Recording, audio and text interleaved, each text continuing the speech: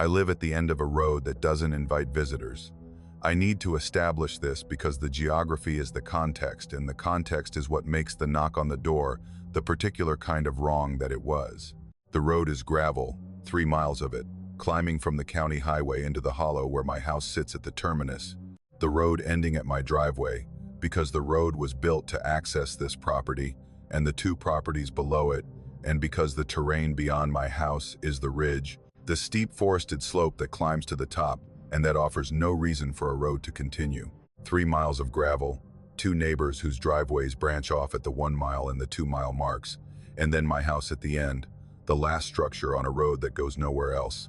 Mingo County, West Virginia.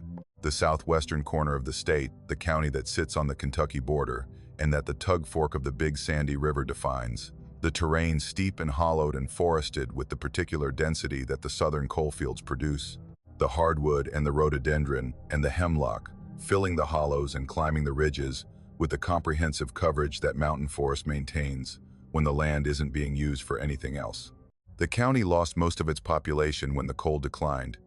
The particular demographic collapse that the coalfield counties share, the people leaving, the houses emptying, the roads serving fewer addresses, the infrastructure of community contracting around a population that shrinks with each decade.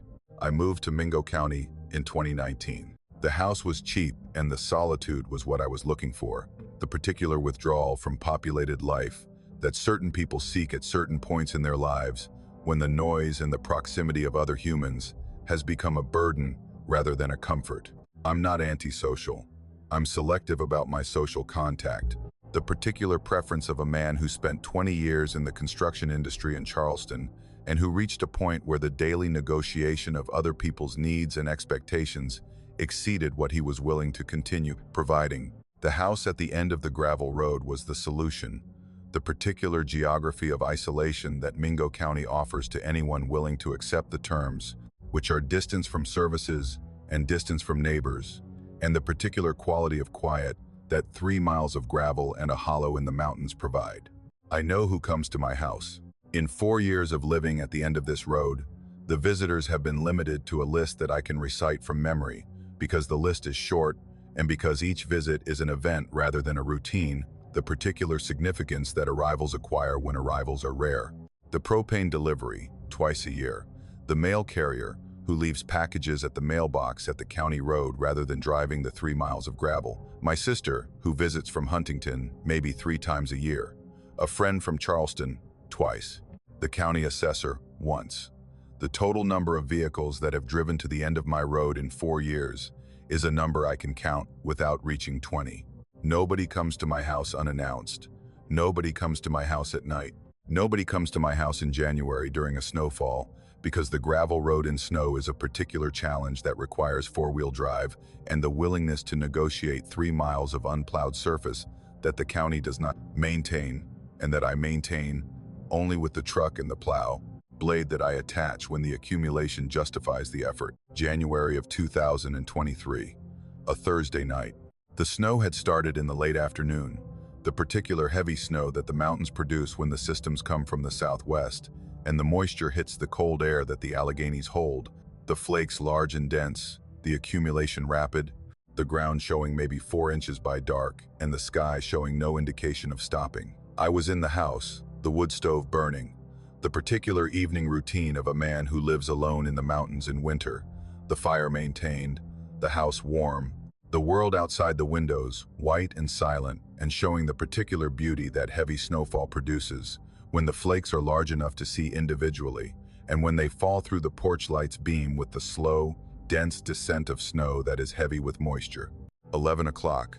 I was reading. The house was quiet, the wood stove producing its occasional pop and tick, the snow falling silently outside, the particular acoustic environment of a winter night in a hollow where the snow absorbs the sound that the landscape normally produces and returns silence in its place. The quiet was complete.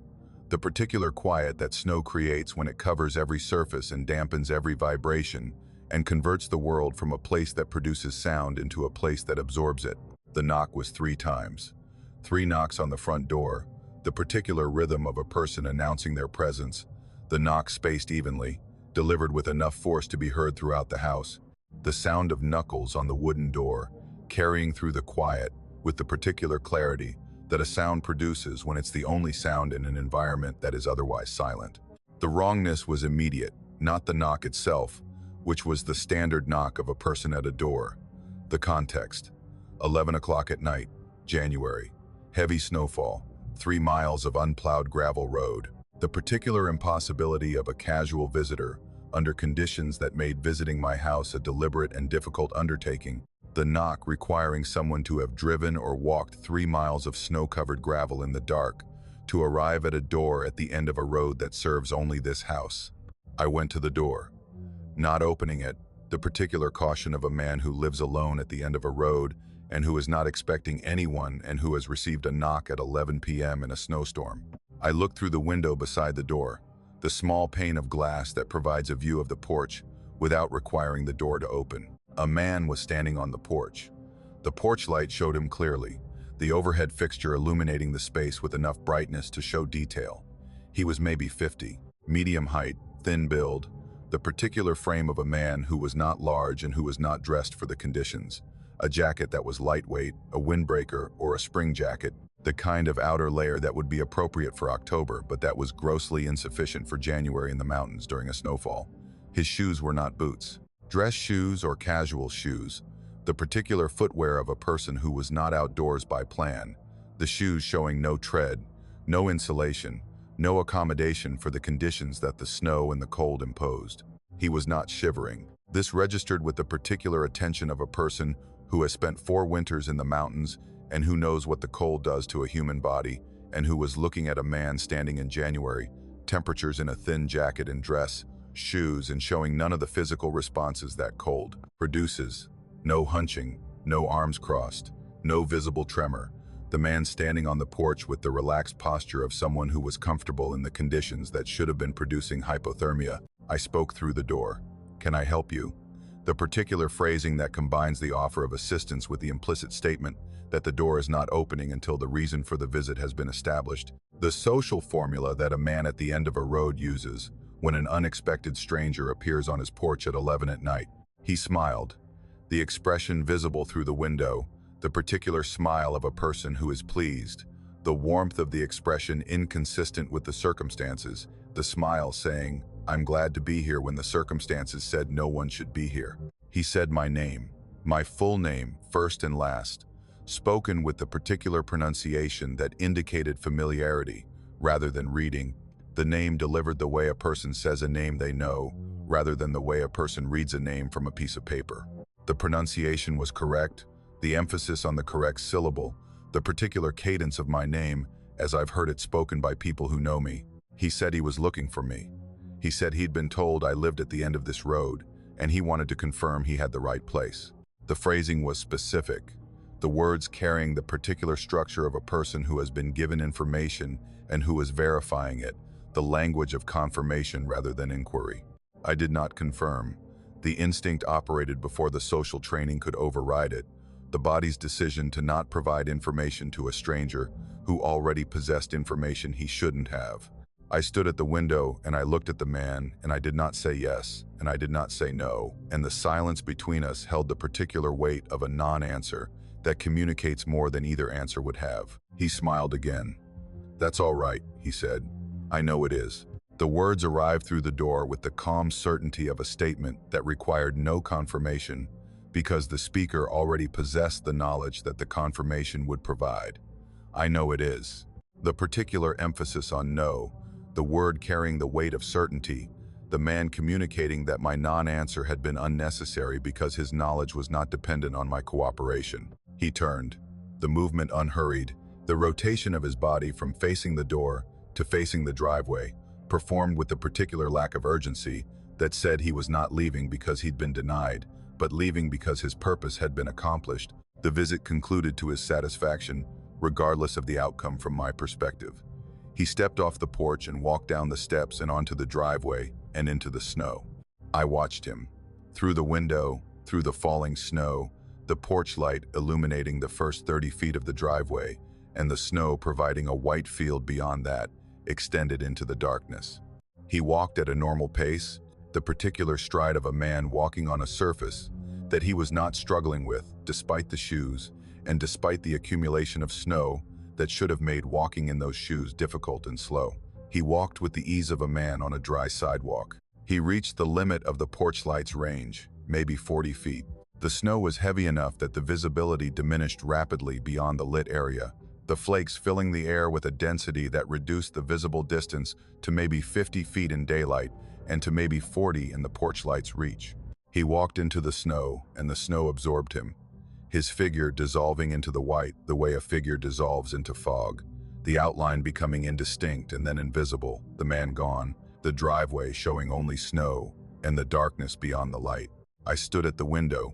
I stood there for maybe 20 minutes, watching the driveway, watching the snow fall on the surface where the man had walked, the flakes accumulating on the gravel with the steady rate that the storm was producing, maybe an inch per hour, the surface showing the particular uniformity of snow that is accumulating without interruption on ground that nothing is disturbing. No footprints. The driveway from the porch to the point where the man had disappeared showed no footprints, not filled-in footprints, not the shallow depressions that recent footprints show when the snow begins to cover them. No footprints. The surface was undisturbed, the snow lying on the gravel with the particular evenness that indicates a surface that has not been walked on, the accumulation consistent from edge to edge, the driveway showing the same unbroken white that the yard and the road and every other surface showed. I checked the porch, the boards where the man had stood, the steps he had descended. The snow lay on the porch and the steps with the same undisturbed uniformity, the surfaces showing no compression, no prints, no evidence that weight had been applied to them by feet or by any other means of standing. Morning came. The snow had stopped around 4 a.m., the total accumulation approximately 8 inches, the particular depth that mountain snowfalls produce when the systems are active and the moisture is available. I opened the door and looked at the porch and the driveway and the road. Undisturbed. 8 inches of snow covering every surface from the house to the road, the particular pristine uniformity of a snowfall that has not been walked on or driven on or disturbed by any activity of any kind. My footprints from the previous afternoon, the prints I'd made walking to the woodpile before the snow started, were buried beneath 8 inches of accumulation. The man's footprints, if they had existed, would have been beneath the snow that fell between 11 p.m. and 4 a.m., approximately 5 inches of accumulation that would have covered but not eliminated the prints, the impressions still detectable beneath the surface, as the particular depressions that footprints create in a substrate that subsequent snow covers, but does not level. I walked the driveway. From the porch to the road, 3 miles of gravel, the surface showing 8 inches of undisturbed snow for the entire distance. I looked for depressions. I looked for the subtle variations in the snow surface that indicated disturbance beneath the accumulation. The surface was uniform, no depressions, no variations, no evidence beneath the snow that anyone had walked the driveway or the road at any point during the storm. A man stood on my porch. He said my name. He said he knew where I lived. He walked into the snow and left no footprints on the porch where he stood, or on the driveway where he walked, or on the road that he must have used to reach the house. I've told nobody. The particular decision of a man who lives alone at the end of a road and who understands that describing a visitor who leaves no footprints produces a conversation that he doesn't want to have. I've told nobody, and I've waited for the man to return, and he has not returned, and the road shows only my tracks and the propane truck's tracks, and the particular evidence of the small number of people who have reason to drive 3 miles of gravel to a house at the end of a hollow. In Mingo County, he knew my name, he knew my address, he confirmed what he already knew, and he left. And the snow showed nothing, and the porch showed nothing, and the driveway held 8 inches of white that said nobody walked here. And somebody did, at 11 o'clock, in January, in a thin jacket and dress shoes, and he smiled when I didn't answer, and he said, "I know it is." And he walked into the snow, and the snow took him, and the morning denied him. And I live at the end of the road, and the road is quiet, and the door holds its silence at 11 o'clock on winter nights, when the snow falls and the hollow fills with white, and nobody knocks. Most nights. My wife Sarah and I moved into the farmhouse in Patrick County in the spring of 2021, a rental that we found through a listing that described the property with the particular language that mountain rentals use to convert isolation into appeal, the words private and secluded and peaceful, doing the work that the listing required, converting the remoteness of a house at the end of a lane in the mountains of Southern Virginia into a feature rather than a condition. The house was a two-story frame structure, built sometime in the 1930s, based on the construction style, the particular architecture of a mountain farmhouse that was designed for function, and that has been maintained by a succession of owners who valued the function enough to keep the structure standing without investing in the modernization that would make it contemporary. The lane that serves the house is approximately a quarter-mile long, branching off a county road and climbing through a pasture to the house, which sits on a rise at the lane's end, with views of the surrounding ridges and the particular panoramic quality that mountain farmhouses provide when they're positioned on high ground.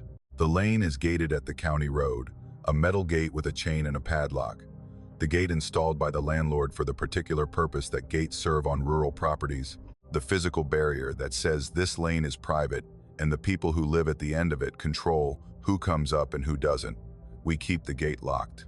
The padlock requires a key that Sarah and I carry, and that the landlord holds a copy of, and that nobody else possesses. The gate is the boundary between our property and the public road, the particular line of demarcation that rural living provides, and that the locked gate enforces. The dog is a German Shepherd named Ruth, a dog of 7 years and 70 pounds, who has been with us since she was a puppy and who has developed, over those 7 years, the particular behavioral vocabulary that dogs develop when they live with the same people for long enough, that the communication between the species becomes specific and reliable. Ruth has different barks for different stimuli. The bark for a deer in the yard is a series of short, excited vocalizations that carry more interest than alarm. The bark for a bear, which we've encountered twice on the property, is deeper and more sustained.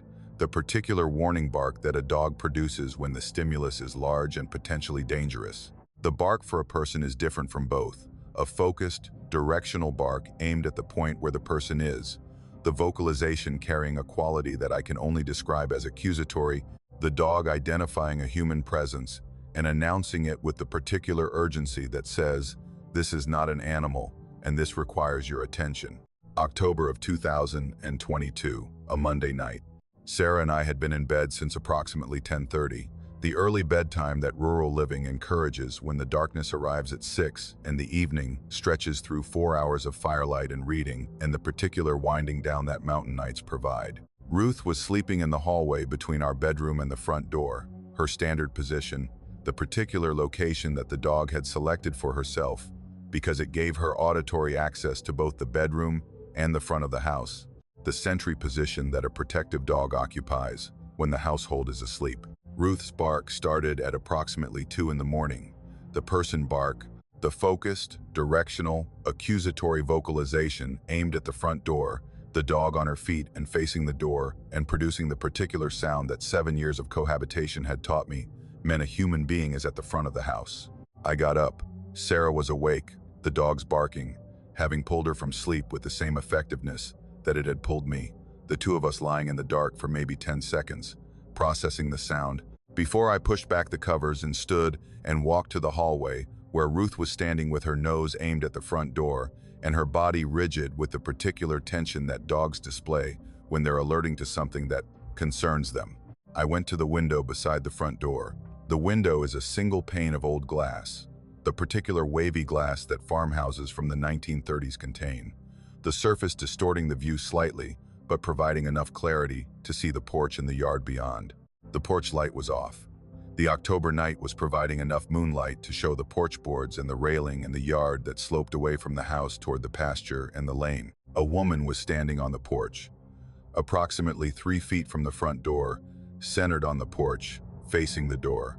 She was maybe 60 years old, the age estimated from the general impression that the moonlight provided, the figure showing the particular proportions and the particular posture of a woman in her later middle age, the body neither young nor elderly, the stance upright, but showing the slight forward lean that age produces in women who have been standing and working for decades. She was wearing a nightgown, a white or light-colored nightgown, the fabric hanging to approximately mid-calf, the particular style of a cotton nightgown that women of an earlier generation wore, the garment plain, functional, the kind of sleeping attire that my grandmother wore and that women of her generation considered the standard dress for nighttime The cotton nightgown that was as much a uniform of mountain domesticity as the housedress was a uniform of mountain daytime. She was barefoot. The porch boards beneath her feet were visible in the moonlight, the feet showing against the darker wood, bare toes on boards that in October held the temperature of the night air, which was maybe 38 degrees. The particular cold of an October night in the Virginia mountains that makes bare feet on wooden boards an act of either desperation or indifference to conditions that any living person would respond to with discomfort. She showed no discomfort. Her hands were at her sides. Her face was directed at the door. Her posture was still with the particular quality of stillness that I had begun to recognize as significant. Not the stillness of a person who is standing and waiting, but the stillness of something that is occupying a position, the body present at the door, the way a post is present at the corner of the porch. There because it is there, not because it arrived, and not because it is waiting for something to happen. I called out. I did not open the door. The particular caution that isolated rural living produces in a man whose house is at the end of a quarter-mile lane behind a locked gate at 2 in the morning when a stranger is standing on his porch, the caution overriding the hospitality that mountain culture considers a default. I said hello through the door. I said, "Can I help you?" I said, "Are you all right?" She did not respond. She did not turn toward the sound of my voice. She did not shift her weight or move her hands or produce any indication that the voice coming through the door had registered as a stimulus that required a response. She stood on the porch and she faced the door, and the moonlight showed the nightgown and the bare feet and the particular patience of a presence that was not waiting for me to open the door, but that was there because being there was the ting dadio com, purpose, and the opening of the door was irrelevant to the purpose. She stayed for approximately 20 minutes. I watched from the window for the entire duration, Sarah beside me for the last 10 minutes after she came from the bedroom, and looked through the glass and saw what I was seeing, and stood beside me in the particular shared silence of two people observing something that neither of them can explain, and that neither of them is willing to interrupt. 20 minutes of a woman standing on our porch in the October cold in a nightgown and bare feet, facing our door, motionless. She left, not abruptly, not with the sudden departure of a person who has decided to leave. She turned from the door and she walked across the porch and down the steps and into the yard and down the lane toward the gate. The movement smooth and unhurried, the pace of a person who is walking home from a place they visit regularly, the particular comfortable stride of someone following a route they know. I watched her from the window until the lane's curve and the darkness took her from view. Tuesday night, 2 in the morning. Ruth barked. The person bark, the same focused, directional vocalization, the same rigid body aimed at the front door. I went to the window. She was there. Same position, same nightgown, same bare feet, same orientation toward the door, same stillness. The October night providing the same moonlight, the porch showing the same figure, the repetition exact enough that the scene looked like a photograph of the previous night reproduced in 3 dimensions. 20 minutes. No response to my voice, no movement, no indication of awareness. Then the turn, the walk across the porch, down the steps, down the lane. Wednesday, Thursday, Friday, Saturday. Each night at 2, each night Ruth's bark waking us. Each night, the woman on the porch in the nightgown and the bare feet, facing the door, standing for 20 minutes, leaving. The repetition establishing a pattern that was as precise as a schedule. The woman arriving and standing and departing with the particular reliability of a mechanism performing its function. The 7 nights of visitation proceeding with the regularity that said this was not random and not accidental, but sequential. The visits counting toward a number that the woman knew and that I was learning. The 7th night, Sunday, I decided to follow. Not from courage, not from the particular masculine impulse that says you should confront whatever is visiting your porch at 2 in the morning. From the need to know, the particular exhaustion that a week of interrupted sleep and sustained uncertainty produces, the body and the mind reaching the point where the unknown is more burdensome than whatever the knowing would reveal. She stood on the porch. 20 minutes.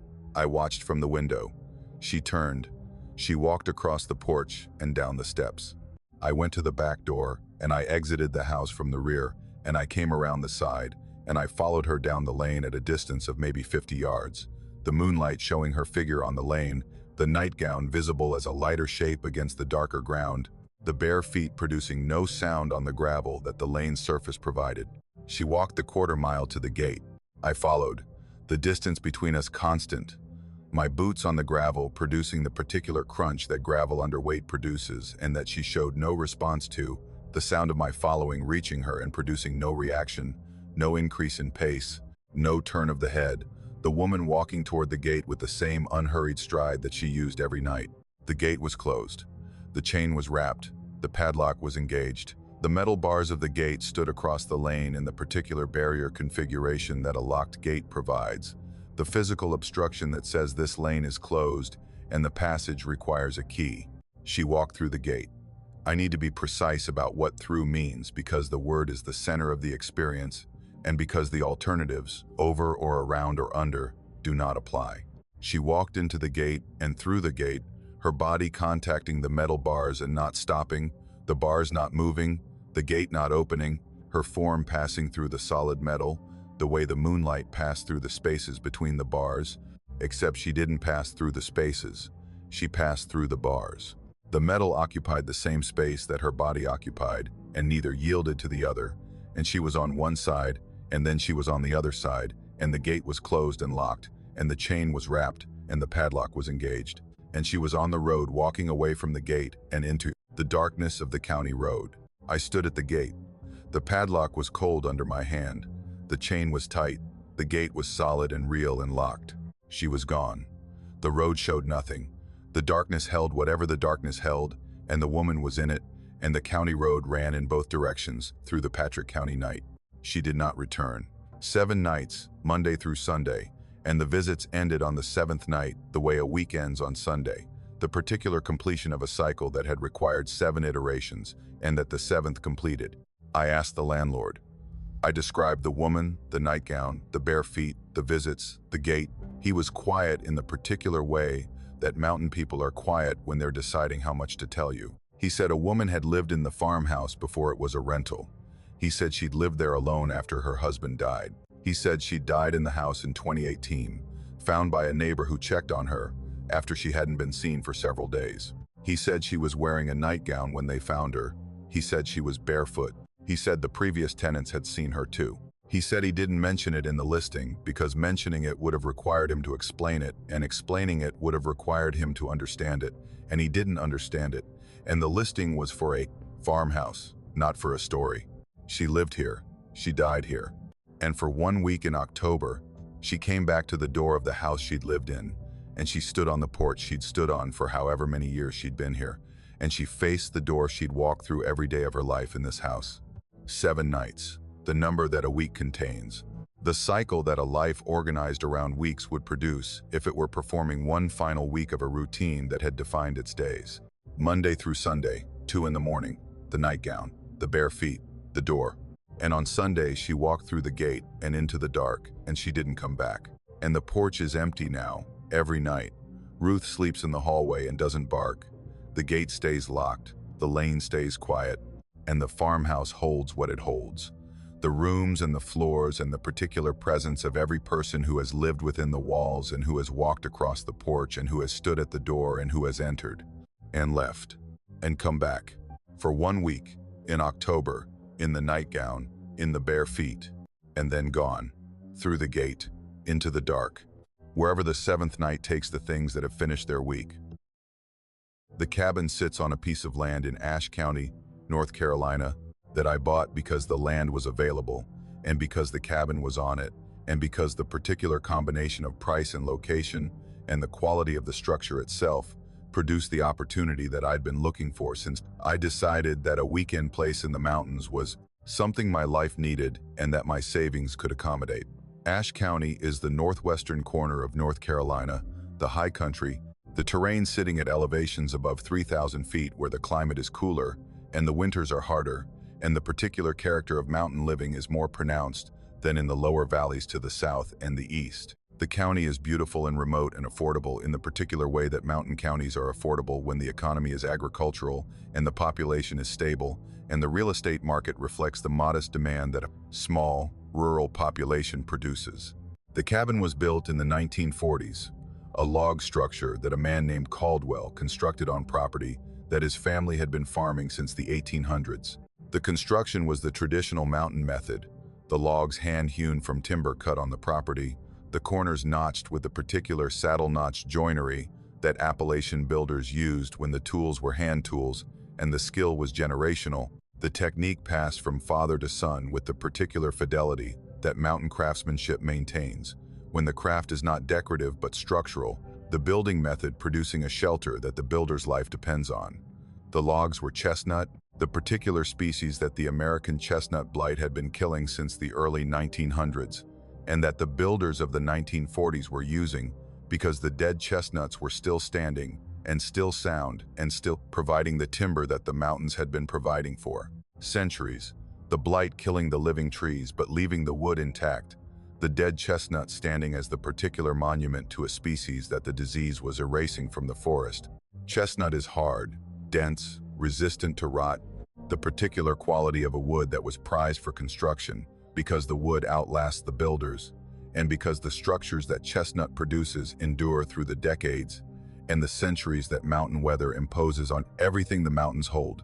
The cabin's walls are solid, the logs 8 inches thick, the individual timbers running the full length of the wall without joints, each log a single piece of chestnut that was hewn and placed, and that has been sitting in the wall since the 1940s, the wood aging but not deteriorating, the chestnut maintaining its structural integrity with the particular stubbornness that the species is known for. I bought the cabin in 2020. The structure was sound, the roof needing replacement and the chinking between the logs needing renewal, and the interior needing the particular renovation that a building from the 1940s requires when it's being converted from a farmstead shelter to a weekend retreat.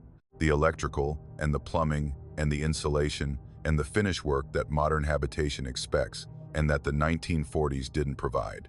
I've been working on the renovation since the purchase, the weekends spent at the cabin dividing between the work of improving the structure and the particular satisfaction that the improvement provides, the cabin becoming more habitable with each visit, the work converting the building from a piece of mountain history into a functioning weekend home. March of 2023, a Friday evening, arriving at the cabin after the drive from Charlotte, the truck loaded with the materials that the weekend's work required. The plan focused on the interior finish of the bedroom, the room that I was converting from the bare log interior that the 1940s had left into the finished space that weekend habitation required. I unloaded the truck and built a fire in the wood stove and ate dinner and settled into the particular rhythm of a weekend at the cabin. The work deferred until morning, the evening spent in the chair beside the stove with the particular peace that a cabin in the mountains provides when the fire is burning and the night is cold outside and the walls are solid and the structure is holding the warmth. I went to bed around 11. The bedroom was at the back of the cabin, separated from the kitchen by a log wall, the particular interior partition that the original builder had constructed, using the same technique and the same logs that the exterior walls used. The wall solid chestnut, 8 inches thick, the logs running from floor to ceiling without gaps, the wall as solid as the exterior walls, and as impenetrable as any wall constructed from single timber logs can be. The knocking started at midnight.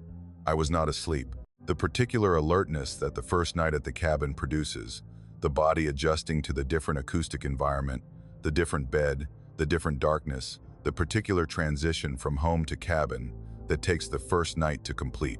I was lying in the bed and listening to the cabin settle around me, the wood stove ticking as the metal cooled, the logs producing the occasional creak that old structures generate when the temperature drops and the wood contracts. The first 3 knocks came from the wall between the bedroom and the kitchen, not from the kitchen side, not from any point outside the wall. From within the wall, from a position that I could locate with the directional precision that close-range sound provides, the knocks originating at a point approximately 4 feet above the floor, roughly at the center of the wall's width, the sound produced from inside the solid chestnut logs that constituted the wall. 3 knocks, evenly spaced, approximately 1 second apart, the rhythm deliberate, the particular cadence of a knock that is intended to attract attention, the sound that a person produces when they knock on a door or a wall to notify someone on the other side that they want communication. Not a tap, not the light percussion of an insect or a rodent. A knock, produced by force, the sound carrying the particular authority of an impact that is intentional and that is generated by something that is capable of producing force against a solid surface. I lay in the bed, and I listened. The cabin was silent after the 3 knocks, the particular silence that follows a sound that shouldn't have occurred, the acoustic environment holding its breath while the brain processes the anomaly. I waited.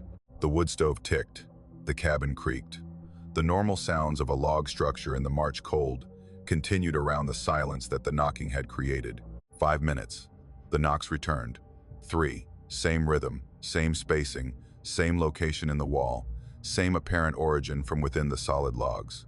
The sound was identical to the first set, the particular repetition of a pattern that was being performed with consistency, each knock producing the same volume and the same duration and the same resonance, the series reproduced with the precision of a mechanism rather than the variation that organic sound production generates.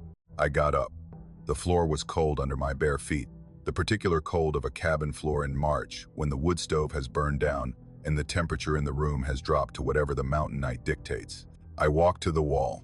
I placed my hand on the log at the point where the sound had originated, the surface of the chestnut smooth under my palm, the wood cold, the particular density of old-growth chestnut apparent in the hardness of the surface. 5 minutes. My hand was on the wall when the next set arrived. 3 knocks. I felt them. The vibration transmitted through the log and into my hand, and through my hand into my arm, the particular physical confirmation of an impact that was being generated by force applied to the interior of the wood, the vibration originating from within the log rather than from the surface. The sensation was unmistakable. The force was being applied from inside the wall, from within the 8 inches of solid chestnut that my hand was resting on, the vibration traveling outward from a source that was located inside the timber. I checked the other side. I walked around the partition wall and into the kitchen, and I placed my hand on the corresponding point on the kitchen side of the wall. 5 minutes. 3 knocks. The vibration was present on this side as well. The same force, the same origin, the impact traveling from the interior of the wall outward to both surfaces simultaneously, the knocking produced by a source that was equidistant from both faces of the wall, which placed it at the center of the 8-inch thickness of the log. Nothing is at the center of a solid log. This is the fact that the experience rests on, and that the experience contradicts. A solid chestnut log, 8 inches thick, hand-hewn from a single timber, contains no void, no cavity, no space where anything could exist that could produce a force. The log is wood from surface to surface, the particular uniform density of old-growth chestnut that the sawyers of the 1940s selected for structural use because the wood was sound, and because sound meant solid, and because solid meant reliable, and because reliability was what a man building a home for his family required from the materials he used. The knocking continued. 3 knocks every 5 minutes for the remainder of the night, the pattern persisting from midnight until approximately 3 in the morning, the 3-hour duration producing approximately 36 sets of 3 knocks, the total accumulation of 108 individual impacts generated from inside a solid wall by a source that the wall could not contain. I sat in the kitchen and I listened for the entire duration. Not sleeping, not attempting to sleep, the experience having converted the night from a period of rest into a period of observation, the body positioned in the kitchen with my back against the opposite wall, and my attention focused on the partition and the knocking that the partition was producing at 5-minute intervals with the reliability of a clock. The knocking stopped at 3, not gradually, not with a diminishing intensity that suggested the source was tiring or weakening. The 3 a.m. set of 3 knocks was followed by silence, the 5-minute interval passing without the next set, the silence extending and holding, and the cabin returning to the particular quiet of a mountain night in March, the wood stove cold, the temperature low, the logs holding their solid positions in the walls. I brought an inspector the following week, a man named Davis who did structural work on log buildings in the county, and who had the particular expertise that log cabin construction requires, the knowledge of the building method and the materials and the specific characteristics that log structures display when they age and when the conditions of their construction produce the particular behaviors that age and weather impose. Davis examined the wall. He tapped it, he measured it, he inspected the logs from both sides. He checked the chinking between the courses. He confirmed what I already knew. The wall was solid, the logs were sound. No cavities, no voids, no spaces within the wall that could contain any object or organism or mechanism that could produce a knocking sound. The wall was 8 inches of solid chestnut from surface to surface. He said logs don't knock. He said it the way an expert says something that his expertise makes obvious, the particular delivery of a fact that the speaker considers fundamental and that the listener's question has revealed they don't understand. Logs settle. Logs creak. Logs pop when the temperature changes rapidly. Logs do not produce rhythmic, evenly spaced knocking at 5-minute intervals from their interior. The knocking returned on my next visit. 2 weeks later, a Saturday night, midnight, 3 knocks from the wall, the same point, the same force, the same vibration through the solid chestnut. 5 minutes, 3 more. The pattern resuming with the particular constancy of a phenomenon that is not responsive to investigation or inspection, or the particular human need to identify a cause. The knocking continuing because the knocking is what the wall does on the nights when I'm in the cabin and the hour reaches midnight. 4 visits since March. The knocking has occurred on 3 of the 4, the exception being a visit in May when I stayed only 1 night and when the night was quiet and the wall held its silence and the cabin produced only the normal sounds of a log structure in the warm weather. The other 3 visits, the knocking, midnight, 3 knocks, 5-minute intervals, 3 hours. I've pressed my ear to the wall. On 1 visit, during the knocking, I pressed my ear against the log at the point of origin, and I listened with the particular intensity of a man who needs to hear what the wall contains. The ear against the wood, the sound conducted through the bone and the flesh directly from the log into the auditory system without the mediation of air. I heard the knocking from inside the wood. The sound was louder with my ear against the surface, the proximity amplifying the impact, the knocks arriving with a presence that was physical rather than auditory, the force of each knock vibrating the surface of the log against my ear. And between the knocks, in the 5-minute intervals of silence, I heard something else. Not a sound exactly, a presence. The particular quality that solid objects produce when they contain something that they shouldn't contain, the way a hollow wall sounds different from a solid wall when you press your ear to it, the acoustic signature of containment, of something inside something. The wall sounds occupied, not hollow, not containing a void. Occupied, the wood holding something within its 8 inches of solid chestnut that produces 3 knocks every 5 minutes from midnight to 3 a.m., and that the intervals between the knocks reveal as present and waiting and patient. I still go to the cabin. The renovation continues. The bedroom is finished now, the walls insulated and covered with drywall, on every wall except the partition, the wall between the bedroom and the kitchen, which I left exposed because covering it felt wrong.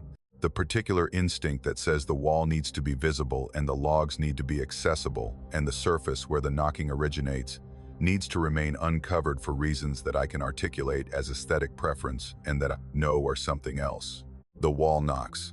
At midnight, 3 knocks. From inside solid chestnut that was hewn in the 1940s, and that has been sitting in this cabin for 80 years, and that contains nothing that construction or inspection or the laws of physical material say it should contain. And I lie in the bed, and I listen, and the wall vibrates under my hand when I place my palm on the surface, and something inside the wood knocks. Patient, rhythmic, deliberate, from the center of a log that has no center to occupy. And the knocking continues. And the wall holds what it holds. 8 inches of solid wood. And whatever lives inside it. Knocking, every 5 minutes, from midnight to 3, in a cabin in Ashe County, in a wall built from the dead chestnut that the mountains provided, in the wood that outlasts the builders, in the timber that holds its secrets the way mountains hold theirs, solid and occupied and knocking.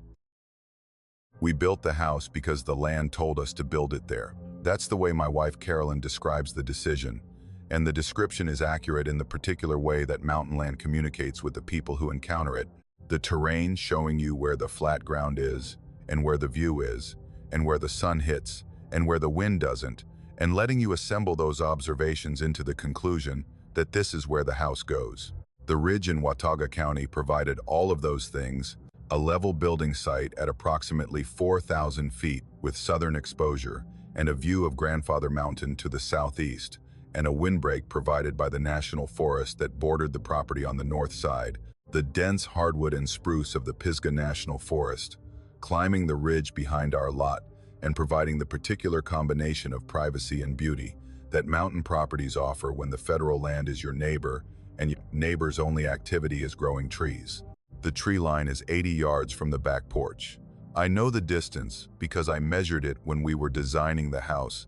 The setback from the forest edge, one of the considerations that the architect incorporated into the plan, the house positioned to maximize the view to the south while maintaining the distance from the forest that the county's fire codes recommended and that common sense endorsed. The particular buffer between the structure and the fuel load that the forest represented, the 80 yards of managed grass that separated our house from the unmanaged wilderness that the national forest contained. 80 yards is not a great distance. It's the length of a football field minus the end zones. It's the distance that a person can cover at a walk in maybe a minute.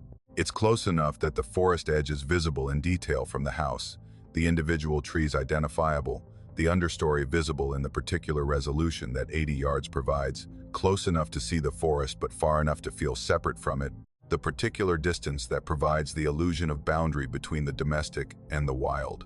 We moved into the house in the fall of 2018. 4 years of living on the ridge before the figure appeared, 4 years of looking at the tree line from the kitchen window and the living room and the bedroom and seeing only trees, the forest edge showing its seasonal changes, the green of summer and the color of fall, and the bare trunks of winter, and the particular progression that the forest performs annually for whoever is watching. October of 2022. The first evening, I was in the kitchen, the room that faces north toward the forest, the window above the sink providing the view that I look at every evening while I do the dishes, the particular domestic window that frames the forest and the tree line, and the 80 yards of grass that separate the house from the wild. The October sun was low, maybe 30 minutes before setting, the angle putting the light into the first few feet of the forest interior, the particular illumination that the low sun provides when it reaches the angle where the light penetrates horizontally into the space beneath the canopy, the first 10 or 15 feet of forest interior lit by the golden October light while the deeper interior behind remains dark. The figure was standing at the boundary, at the point where the lit forest met the dark forest, the particular line where the sun's penetration ended and the forest depth began. A figure was standing. A man, the proportions and the height consistent with an adult male, the figure visible as a silhouette, the body backlit by the darker forest behind it and front-lit by the October sun that reached into the forest edge, the particular lighting condition that made the figure visible as a dark shape outlined against a slightly darker background, the contrast sufficient to identify the form as human but insufficient to provide detail.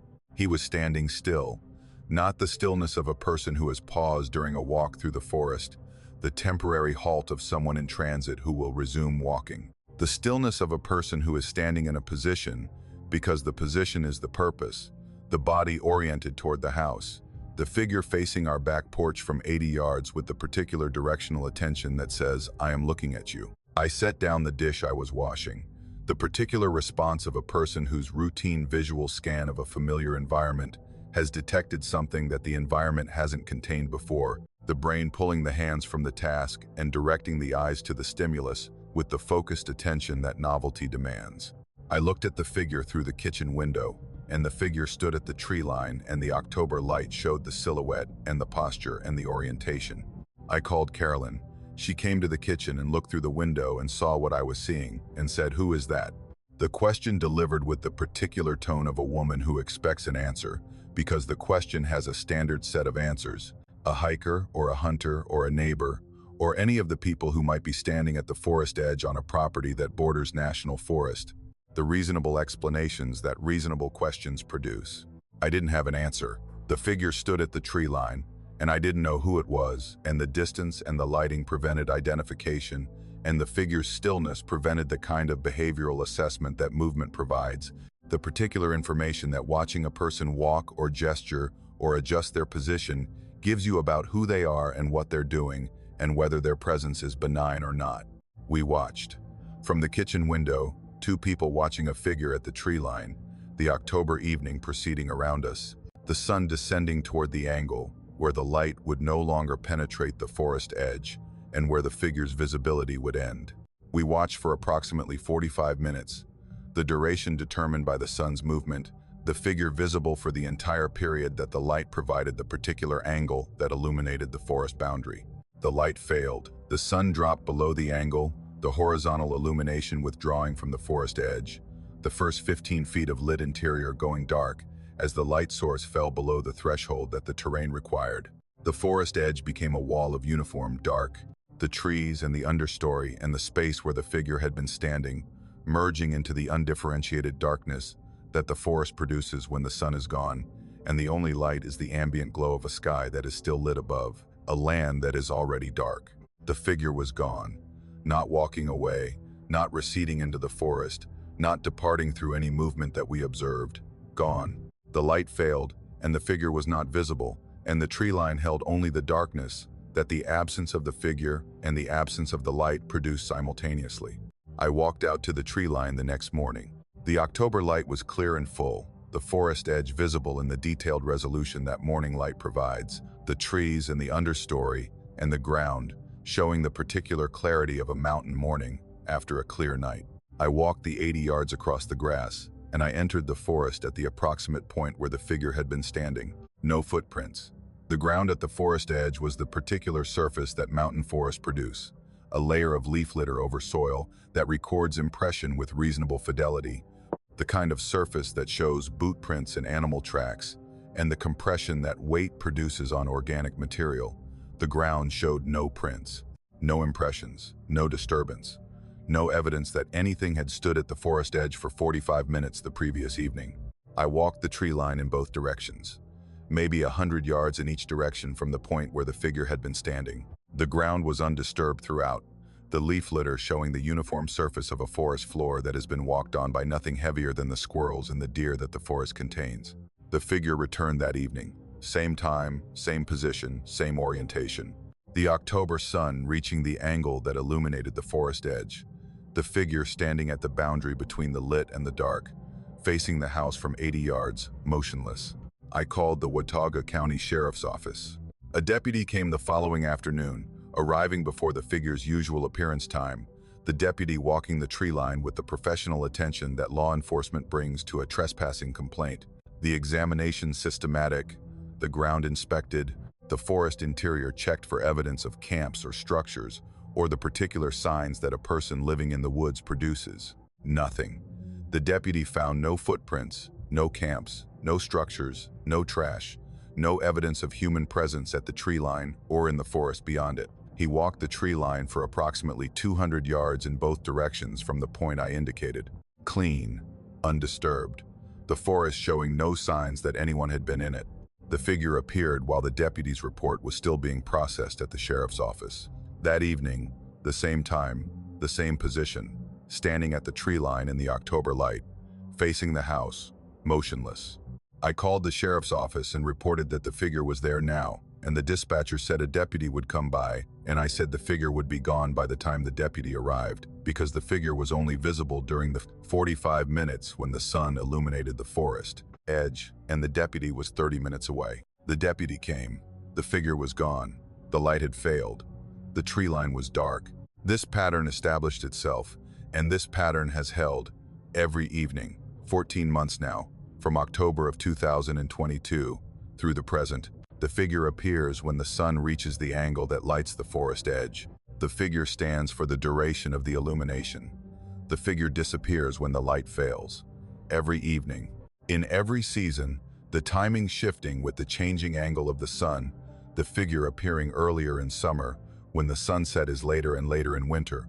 When the sunset is earlier, the schedule dictated not by a clock, but by the particular relationship between the sun and the terrain, and the angle that produces the illumination that makes the figure visible. The figure has not approached the house. In 14 months of daily appearance, the distance has not changed. 80 yards. The figure stands at the tree line, and the tree line is 80 yards from the porch, and the 80 yards has not decreased by a foot. The figure watches, and the watching is the entirety of the behavior, the standing and the facing, and the particular attention directed at the house from the boundary of the forest. I've tried to approach it 3 times. walking across the grass toward the tree line while the figure was visible, covering the 80 yards with the particular purposefulness of a man who wants to close the distance and see who or what is standing at the edge of his property. Each time, the figure was visible as I walked toward it, and each time the figure remained visible until I reached approximately 20 yards from the tree line, and each time the figure was gone when I arrived at the point where it had been standing, the disappearance occurring not as a departure but as an absence, the figure present at 30 yards and not present at 20, the particular threshold of proximity that the figure would not allow me to cross. No footprints at the point of disappearance. No footprints at any point along the tree line on any morning after any evening of the figure's appearance. 14 months of standing in the same position for 45 minutes every evening, producing no physical evidence that anything has stood there. Carolyn sees it. I see it. The neighbors have seen it when we've pointed it out. The figure visible to anyone who looks at the tree line during the 45 minutes when the light is right. The figure is not a private hallucination. It's a shared observation, confirmed by multiple witnesses, documented by photographs that show a dark shape at the tree line that is consistent with a human figure, and that the photography cannot resolve into detail because the distance and the lighting conditions that make the figure visible also prevent the camera from capturing the detail that identification requires. He stands at the tree line every evening, 80 yards from the house that we built because the land told us to build it here, watching. From the boundary between the managed grass and the unmanaged forest, from the line where our property ends and the national forest begins, from the particular edge where the domestic and the wild meet, and where something stands every evening and watches the house that we put on the ridge. I don't know who he is. I don't know what he is. I know he's been there every evening for 14 months, and I know he leaves no footprints, and I know he disappears when the light fails, and I know he maintains 80 yards of distance that he has never closed, and I know he watches the house every evening from the tree line, standing at the boundary. And the boundary holds 80 yards, the distance that we measured when we designed the house, the setback that the architect incorporated, the buffer between the structure and the forest. And every evening the buffer contains a figure that was not part of the design. And the figure watches, and the light fails, and the figure is gone, until tomorrow, when the sun reaches the angle, and the forest edge lights up, and he's there, at the tree line, 80 yards away, watching. The way he's been watching since before we built the house, I suspect. The way he'll be watching after we're gone. The land told us to build here, and something at the tree line has been watching what we built every evening for as long as the light allows. And then the dark takes him, and the dark gives him back, and the 80 yards holds. For now. My Aunt Della lived in the same house in Letcher County, Kentucky, for 60 years, from the day she married my Uncle Roy in 1961 to the morning in January of 2021, when the neighbor who checked on her daily found her in the kitchen chair where she'd sat down with her coffee and hadn't gotten up. She was 83. Roy had died in 1999. They had no children, which in the particular vocabulary of mountain families carries a weight that the simple fact of childlessness doesn't convey. The absence of children in a community where families are large and where the purpose of a house is understood to include the raising of children who will inherit it and who will continue the occupation of the land that the house sits. Della and Roy's childlessness was the particular kind that the family discussed in the coded language of people who know the subject is sensitive and who address it with the oblique references that mountain courtesy permits, the phrases about God's plan and about some things not being meant to be performing the work of acknowledging a grief without naming it. The house was a frame structure in a hollow about 6 miles from Whitesburg, sitting on a lot that Roy's father had given them as a wedding present, the particular mountain tradition of a father providing land to a son, and the son building a house on it, and the house becoming the fixed point around which the next generation organizes its life. The house was modest, a 4-room frame building with a covered porch that ran the width of the front, the porch being the particular feature that mountain houses of that era centered on. The social space, where the living happened in the months when the weather permitted it, the porch serving as the room where visitors were received, and where the evening was spent, and where the particular rhythms of mountain life were performed, for the hollow to see. I inherited the house because I was the nearest relative who was willing to take it. My mother, Della's sister, had died in 2016. My brothers lived out of state and had no interest in a property in Letcher County that the real estate market valued at approximately the cost of the materials it would take to bring it to code. I took it because someone in the family needed to take it, and because the alternative was letting the county claim it for taxes, and because Della's house deserved better than the particular abandonment that properties in declining mountain counties receive when no family member wants them. I spent 2022 preparing the house for sale. Weekends, driving from Lexington on Friday afternoons and driving back on Sunday evenings, the 3-hour drive through the mountains becoming a routine that occupied my weekends from March through November.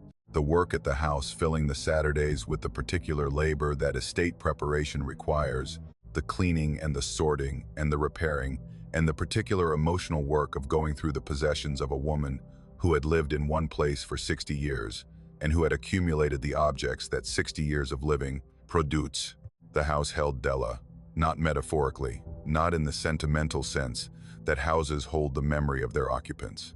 The house held her in the particular way that mountain houses hold the people who lived in them, the rooms shaped by the daily patterns of her life, the kitchen showing the wear marks where her feet had stood at the counter, the living room showing the indentation in the floor where her chair had sat for decades, the porch showing the particular wear on the boards where she had walked from the door to the railing thousands of times over 60 years. The house was a record of Della's life written in the wear patterns and the scuffs, and the particular impressions that a body makes on the surfaces it contacts repeatedly over a lifetime. November of 2022, a Friday evening. I'd been coming to the house for 8 months, the visits routine, the drive automatic, the work progressing through the rooms with the systematic approach that the project required. I'd been arriving on Friday evenings and working Saturday and part of Sunday and driving back, the weekends accumulating into a sustained effort that was bringing the house closer to the condition that a sale would require. I pulled into the driveway at approximately 9 o'clock. The November night was dark, the hollow holding the particular darkness that mountain hollows produce when the ridges block the sky and the nearest light is the light you bring with you, the headlights of my car sweeping across the front of the house as I turned into the driveway, the beams showing the porch and the door and the windows, and the particular appearance of a dark house that is waiting for someone to arrive and turn on the lights. The singing reached me through the closed windows of the car. Before I turned off the engine, before I opened the door, the sound arriving through the glass with the particular clarity of voices that are close, the singing audible above the engine noise and the heater fan, and the ambient sound of the car's interior. Children singing, multiple voices, the particular quality of young voices producing melody in unison, the sound carrying the unmistakable character of children singing, the pitch and the timbre, and the particular lack of vocal control that children's voices produce when they're singing together, the notes not perfectly aligned, the timing slightly ragged, the particular charm of children who are singing, because singing is what the game requires rather than because singing is a skill they've mastered. The melody was familiar, not identifiable, not a song I could name, but familiar in the way that certain melodies are familiar because they belong to the category of songs that every child in the Appalachian Mountains has heard, and that the hearing has deposited in the memory at a depth that recognition can reach but identification can't. A play song, a game song, the particular type of melody that accompanies the ring games and the clapping games and the circle games that mountain children have been playing for generations, the songs passed from children to children without the intervention of adults, the melodies maintained by the particular transmission method that childhood uses, which is repetition and participation rather than instruction. The singing was coming from the porch. The source was directional, the sound arriving at the car from the front of the house, from the covered porch that ran the width of the building, the voices positioned on the porch, with the particular presence of children who are on the porch, because the porch is where the game is being played. I turned off the engine. The singing continued. The car's silence revealed the full quality of the sound, the voices clear in the November night, the melody proceeding through its phrases with the particular structure of a song that has verses and that the children are singing through, the repetition of the melody with what sounded like different words for each pass, the particular format of a game song where the melody stays the same and the words change with each round. I opened the car door. The singing stopped. Not gradually, not with the trailing off that a group of singers produces when the singing winds down. The singing stopped at the instant that the car door opened, the sound ceasing in the particular way that a sound ceases when the source is interrupted rather than concluded, the melody cut off mid-phrase, the children's voices disappearing from the November night, as completely as if a door had closed between me and the source. The porch was empty. I could see it from the car, the headlights still on, the beams illuminating the front of the house with enough light to show the porch boards and the railing and the chairs that Della had left on the porch and that I hadn't yet moved. Empty. No children, no figures, no movement. The porch holding nothing but the furniture and the November darkness that the headlights pushed back. I got out. I walked to the porch. The boards were cold under my boots, the November temperature having chilled the wood to the ambient 35 degrees that the night was providing. I stood on the porch where the singing had been coming from, and I listened, and the hollow held its November quiet, the creek audible, the wind absent, the forest dark on the ridges above, the particular silence of a hollow at 9 o'clock on a November night, when nobody is home and nothing is singing. I walked the perimeter of the house with the flashlight from my car. The ground around the house was soft, the November rain having saturated the soil to the particular consistency that records every impression, the mud showing my boot prints from the previous weekend's visit, and the tire tracks from my car and nothing else. No small footprints. No impressions that corresponded to children's feet or to any feet other than mine. The perimeter was undisturbed. Whatever had been singing on the porch had not walked through the mud to get there, and had not walked through the mud to leave. I went inside. I turned on the lights. I did the Friday evening routine, the particular sequence of arrival tasks that the weekends had made automatic, the thermostat adjusted, the water turned on, the sleeping bag unrolled in the bedroom that I'd been using. The house was Della's house, the rooms holding her furniture and her wear patterns, and the particular silence of a space that had been occupied by one person for 60 years, and that was now occupied by the particular absence that follows the person's departure. The singing did not return that night. I lay in the sleeping bag, and I listened to the house and the hollow and the particular sounds that the November night produced. The creak and the settling of the house and the wind that arrived after midnight and that moved through the hollow with the particular voice that wind produces in mountain valleys. No singing. The porch was quiet. The night was normal. The second time was 3 weeks later. A Friday evening in December, arriving at approximately 9:30, pulling into the driveway, the headlights sweeping the house, the singing, children's voices, multiple, the same melody or a melody so similar that the difference was indistinguishable, the same quality of young voices singing in unison, the same source on the porch, the sound arriving through the car windows with the same clarity and the same presence. I opened the door. The singing stopped. The porch was empty. The ground showed no prints. The third time, January, same conditions, arriving after dark.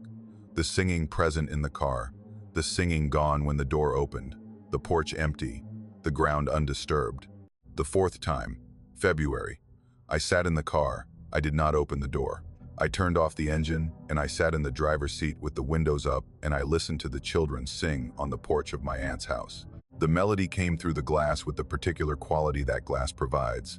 The sound slightly muffled but fully present. The children's voices carrying their song through the November air and through the car's windows and into the interior where I sat and listened. The song was a game song. The melody circled and repeated. The particular structure of a song designed for a game that involves repetition. The children singing through the rounds with the engaged attention that games require. The singing not performance but function. The voices producing the melody because the melody is what makes the game work. I listened for maybe 5 minutes. The singing continued. The children sang on the porch, and I sat in the car, and the house was dark, and the hollow was dark, and the particular intimacy of the moment was the intimacy of overhearing something that was not intended for me. The children singing for each other. The game proceeding on the porch. The way games proceed on porches, when the children who are playing them are absorbed in the playing, and when the adults are inside or elsewhere, and when the porch belongs to the children and to whatever the children are doing on it. I reached for the door handle. The singing stopped. Before my hand touched the handle, before the mechanism engaged, before the door moved. The singing stopped at the intention to open the door, the sound ceasing at the moment that my hand moved toward the handle, the children responding not to the door opening but to the decision to open it, the cessation anticipating the action rather than responding to it. I pulled my hand back. I waited. The singing did not resume. I opened the door. The porch was empty. I've been back many times. The house sold in the spring of 2023, the sale completing the project that I'd been working on for a year. I've driven past the hollow since, the particular impulse of a man who wants to know whether the singing continues for the new owners or whether the singing was for me, the children performing for the relative of the woman who lived alone in a house where no children lived and where the porch held the particular emptiness that a childless house produces in a community where porches are supposed to hold children. Della wanted children. The family's coded language carried this information without stating it, the oblique references to God's plan conveying the particular grief of a woman who wanted the porch to hold what porches in the mountains are supposed to hold, and who lived for 60 years with a porch that held only her and Roy and the evening and the quiet of a house that the children didn't come to. The children came to the porch after Della was gone, after the house was empty and the porch was empty, and the hollow held the particular silence of a property whose occupant had died. They came and they sang. The game songs, the play songs, the particular melodies of mountain childhood that Della's porch never held during Della's life, and that the porch produced after Della's death, the singing arriving on the evenings when someone came to the house after dark, and when the porch could perform the function that Della had wanted it to perform. Children on the porch, singing, playing, the particular sound of a porch doing what Della wanted her porch to do. And the singing stops when the car door opens, because the singing is not for me. The singing is for the house, for the porch, for the particular emptiness that Della carried for 60 years, and that the house absorbed, and that the porch, in the dark, on the evenings when someone arrives and the headlights sweep the front and the hollow holds its breath, fills with the sound of children who were never there and who are there now.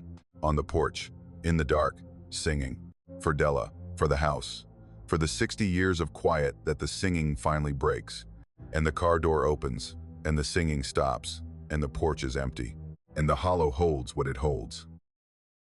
I moved to the cabin in Rabun County because I wanted the particular quality of isolation that the southern end of the Appalachian Mountains provides when you're willing to live at the end of a Forest Service road and when the road is 5 miles from the nearest paved surface, and when the nearest paved surface is 12 miles from the nearest town.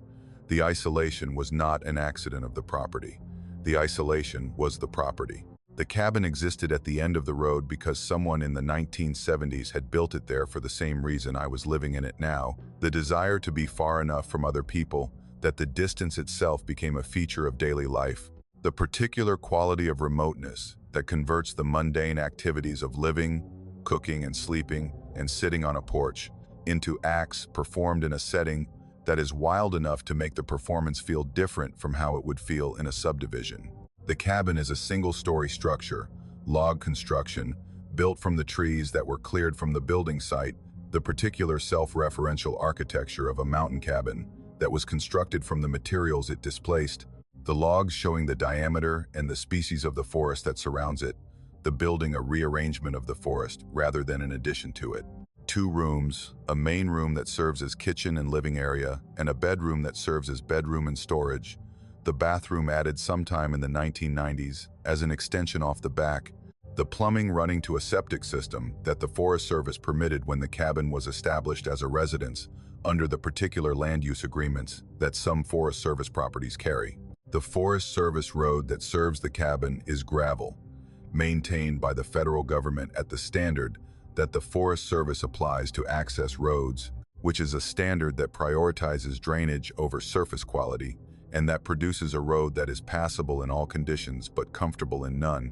The gravel loose on the grades and compacted on the flats, and showing the particular washboard texture that gravel roads develop when the maintenance schedule extends beyond the interval that the traffic and the weather demand.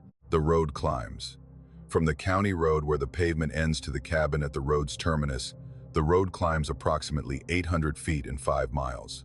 The grade steady, the switchbacks infrequent, the road following a creek drainage up the side of a ridge through forest that is dense and old, and that shows the particular character of southern Appalachian hardwood that has been growing since the last timber cut in the 1940s. The trees large, the canopy heavy, the understory sparse in the mature sections, and thick in the gaps where fallen trees have admitted light. Nobody comes to the cabin unannounced. This is the particular reality of living at the end of a 5-mile gravel road in the national forest. The distance and the road quality, and the absence of any reason to drive to the end of the road, unless you are specifically visiting the cabin, create a filtering effect that eliminates casual traffic. The only vehicles that use the road are mine, the occasional Forest Service truck performing maintenance, and the rare hunter who has a permit for this section of the forest and who uses the road for access to the ridges above. Each of these vehicles is expected, the sound of an engine on the road registering as a known quantity, the brain categorizing the sound as identified before the vehicle comes into view. February of 2023. A Tuesday night. The weather was cold and clear. The February conditions that the Rabun County mountains produce when the systems have passed and the sky opens and the temperature drops into the teens. The particular sharp cold of a clear mountain night when the humidity is low and the air holds nothing between the ground and the stars. I was in the cabin, the wood stove running, the main room warm, the bedroom cooler, the particular thermal gradient that a cabin heated by a single stove produces, the warmth concentrated around the stove and diminishing with distance. I was reading, the particular activity that mountain cabin evenings provide when the nearest entertainment is 12 miles away, and when the entertainment that the cabin offers is the book and the fire and the quiet and the particular satisfaction of being warm in a small space, while the cold occupies the large space outside. The time was approximately 12:45 in the morning, late for a weeknight, the reading having carried me past my usual bedtime, with the particular insistence that a good book applies to the schedule of a person who has nowhere to be in the morning. The sound reached me through the cabin walls. An engine, a diesel engine, the particular note of a compression ignition motor under load, the sound of a vehicle climbing the grade on the Forest Service road, the engine working against the slope with the sustained effort that the 5 miles of climb demanded. The sound was wrong in every dimension that my particular knowledge of this road assessed. Wrong time, 1 in the morning. Wrong vehicle, the engine note consistent with a panel van or a box truck, rather than the pickup trucks that constituted 100% of the traffic that the road normally carried. Wrong everything, the sound of a commercial vehicle climbing a Forest Service road to my cabin at an hour when no vehicle should have been on the road. I went to the window. The cabin's main room has 2 windows that face the driveway, the cleared area beside the cabin where I park my truck and where any vehicle arriving at the road's end would stop. The window showed the driveway in the moonlight, my truck parked in its usual spot, the gravel surface pale in the February light, the forest visible as a dark wall on 3 sides of the clearing. Headlights appeared through the trees.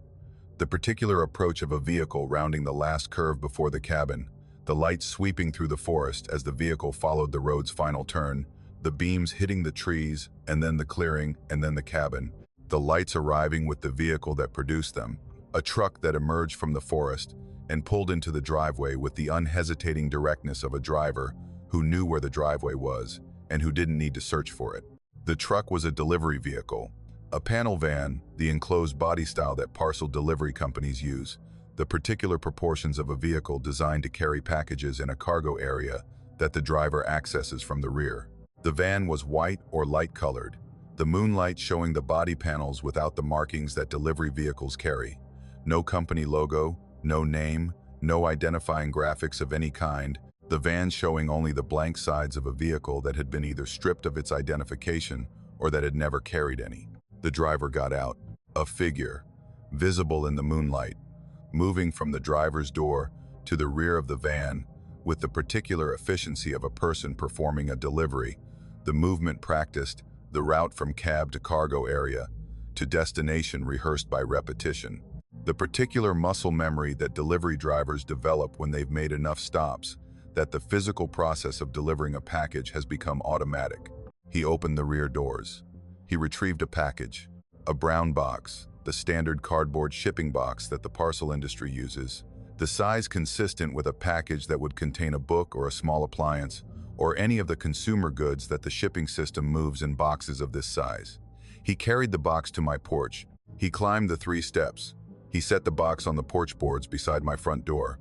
He descended the steps. He walked back to the van. He got in. He closed the door. He backed out of the driveway. He drove away, the taillights tracking through the trees as the van descended the road, the red lights moving through the forest with the particular progress of a vehicle following the switchbacks that the grade required. He did not knock. He did not ring the bell that I don't have. He did not look toward the windows where I was standing.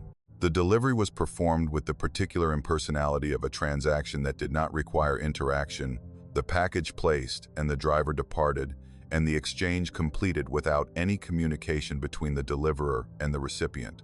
I stood at the window and I listened to the engine descend the road until the distance absorbed the sound and the February night returned to its normal state, the silence and the cold, and the particular emptiness of a Forest Service road at 1 in the morning when no vehicles should be on it and when a vehicle had just been on it and was gone. I opened the front door. The cold hit me, the February air replacing the cabin's warmth with the particular authority of a 15-degree night that has been waiting on the other side of the door. The box was on the porch. The cardboard showing the particular condition of a package that has been transported and handled, the corners slightly compressed, the surface showing minor scuffs, the box looking like every package that has ever been delivered to any porch in the history of parcel delivery. My name was on the box. Written in ink, handwritten, the letters formed by a hand that was using a pen on cardboard.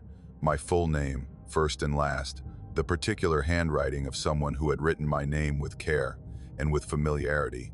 The letters showing the confident formation of a person who knew the name they were writing and who wanted it legible. Below my name, my address. Not the mailing address that I use at the post office in town, the P.O. box that serves as my official address because the Postal Service doesn't deliver to Forest Service roads. My physical address, the cabin's actual location, the Forest Service road name, and the particular description that serves as an address for a property that the postal system doesn't recognize. The description accurate enough that whoever wrote it knew where the cabin was, with the specificity that only personal familiarity or detailed research could provide. No return address, no postage, no shipping label, no tracking number, no barcode, no carrier identification. The box carried only my name and my address in handwritten ink on brown cardboard. The box had not been processed by any shipping system. The box had been brought to my cabin by a driver in an unmarked van at 1 in the morning and placed on my porch by a man who did not knock. I brought the box inside. I set it on the kitchen table and I looked at it and I thought about whether opening it was a decision I should make at 1 in the morning in a cabin at the end of a 5-mile Forest Service road with no cell service and no neighbor within 5 miles, and the particular vulnerability that isolation produces when the isolation is no longer a feature, but a condition. I opened the box. The cardboard flaps parting with the particular sound that cardboard produces when the tape that seals it is cut, the interior of the box showing packing material, the shredded paper that people use when they're packing something that requires protection. The photograph was inside. A single photograph, printed on standard photographic paper, the glossy surface showing the image with the particular clarity that photographic printing provides. The photograph showed my cabin, the building rendered in the particular detail that a camera produces when the lens is focused, and the distance is appropriate and the image quality is high. The cabin was shown from behind, from the north side, from an angle that corresponded to the forest that borders the property on the uphill side. The photograph taken from a position in the tree line, approximately 50 yards from the cabin's rear wall.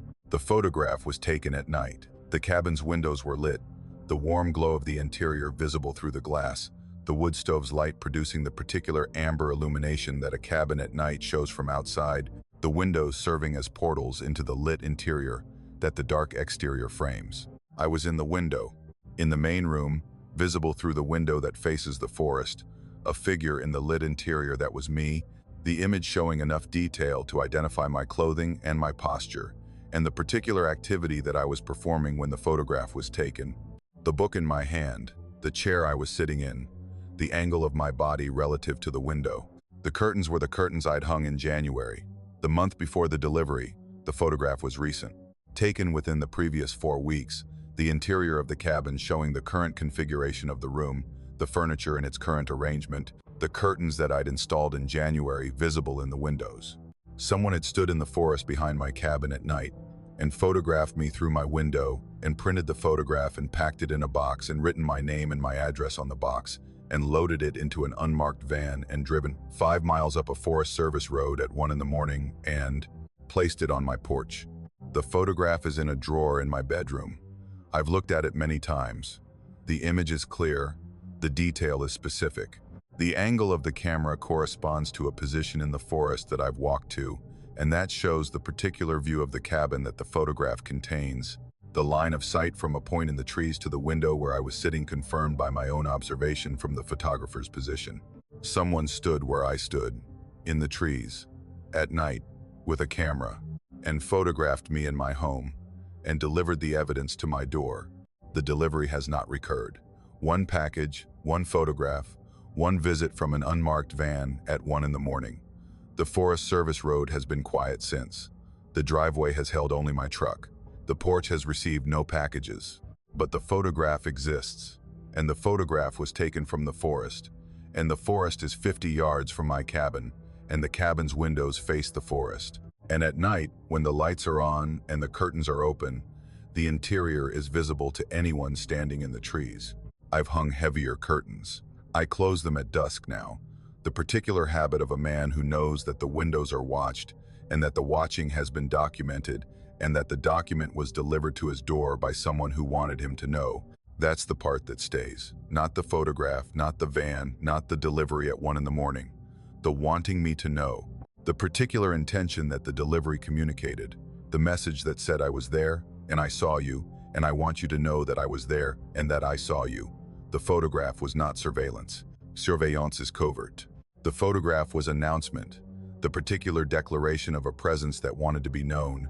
The evidence delivered to the subject's door with the care of a package that was addressed by hand and transported through the night to the porch of a cabin at the end of a road that nobody should know exists. Someone knows. Someone was in the forest. Someone is perhaps still in the forest. And the curtains are closed now. Every night, the heavy curtains drawn across the windows that face the trees. And behind the curtains, the cabin is lit, and behind the trees, the forest is dark. And the photograph is in the drawer. And the question it asks is the question I carry every night when I close the curtains and sit in the chair and read my book in a room that someone has photographed from 50 yards away. The question is not who. The question is whether the curtains matter, whether the closed curtains change anything for whoever stands in the trees, or whether the closed curtains simply mean the next photograph will show a cabin with closed curtains, the evidence updated, the documentation continued, the watching uninterrupted by the fabric that I've hung between the windows in the dark. The curtains are closed, and the forest is there, and the road climbs 5 miles to a cabin where a man reads with his curtains drawn, and someone knows. My wife's name was Catherine.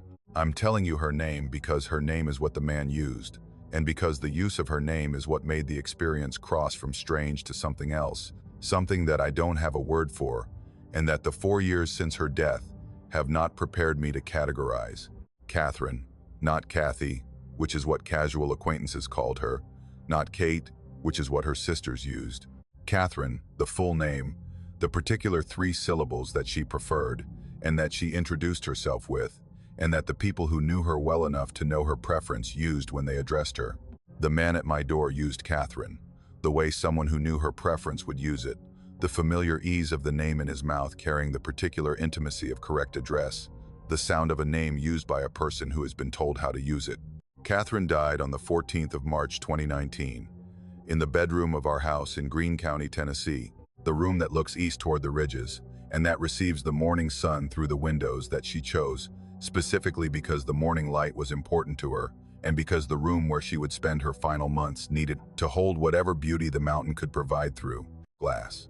The illness was long, 2 years from diagnosis to death, the particular trajectory of a disease that takes its time and that converts the living into the dying by degrees, the body surrendering its functions one at a time, while the person inside the body watches the surrender with the particular awareness that terminal illness imposes on the dying and on the people who love them. I stayed in the house. People ask me why.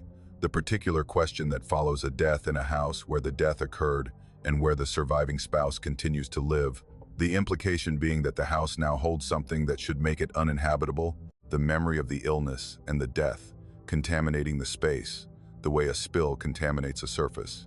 I stayed because the house holds Catherine, Not in the rooms where the illness happened, not in the bed where she died, in the kitchen where she cooked, in the garden where she planted, in the particular arrangement of the rooms that she designed and that I built to her specifications and that carry her decisions in every wall and every window and every angle of the floor plan. The house is Catherine's house. I live in it because she built it, and because living in it is the closest I can get to living with her.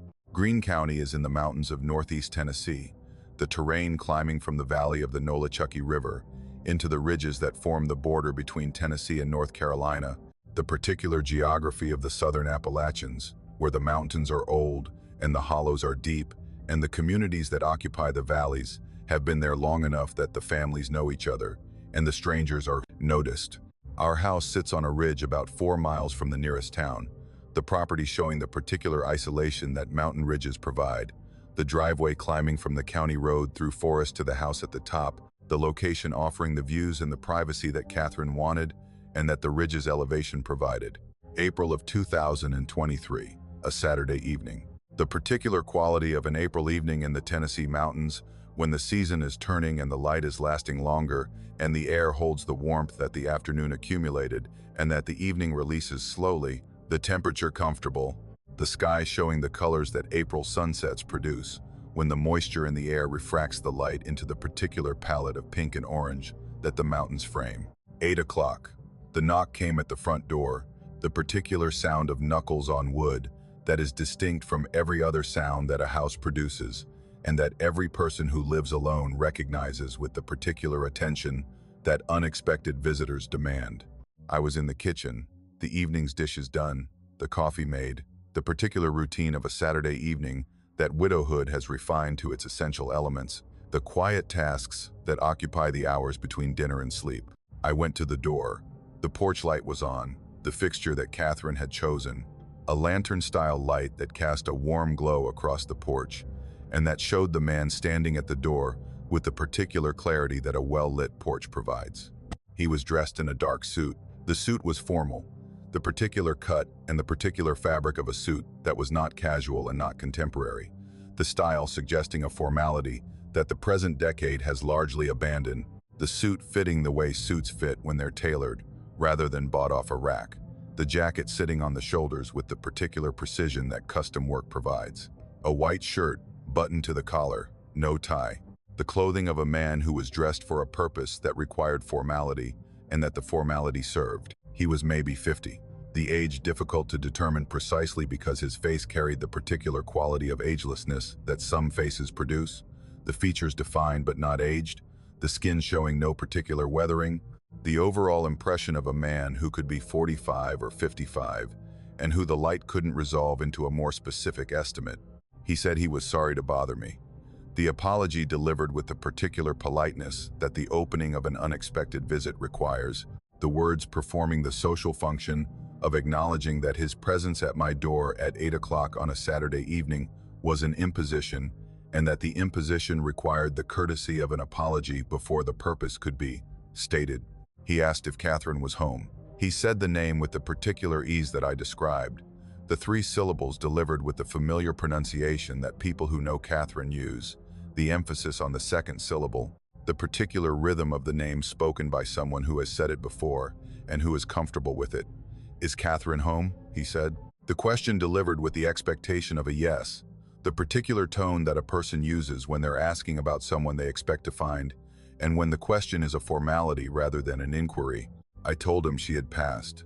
The words that I've said before to people who didn't know, the particular sentence that widowhood requires you to deliver periodically, and that never becomes easier, and that carries the particular weight of converting a present tense question into a past tense answer, the alive of his question meeting the dead of my response in the space between us. His expression changed, not to sympathy, not to the particular social response that the news of a death produces in people who receive it, the softening of the features, and the murmured condolence that convention provides for these moments. His expression changed to confusion, the particular bewilderment of a person who has been told something that contradicts their direct experience, the face showing not sadness but disorientation, the cognitive disruption of information that doesn't align with what the person knows. He said, "That can't be right. the words delivered with the particular conviction of a man who is not questioning my honesty, but questioning the reality that my statement describes. The emphasis on can't carrying the weight of personal certainty, the man saying that the death I was reporting was inconsistent with his own experience of Catherine being alive. He said he'd spoken with her the previous week.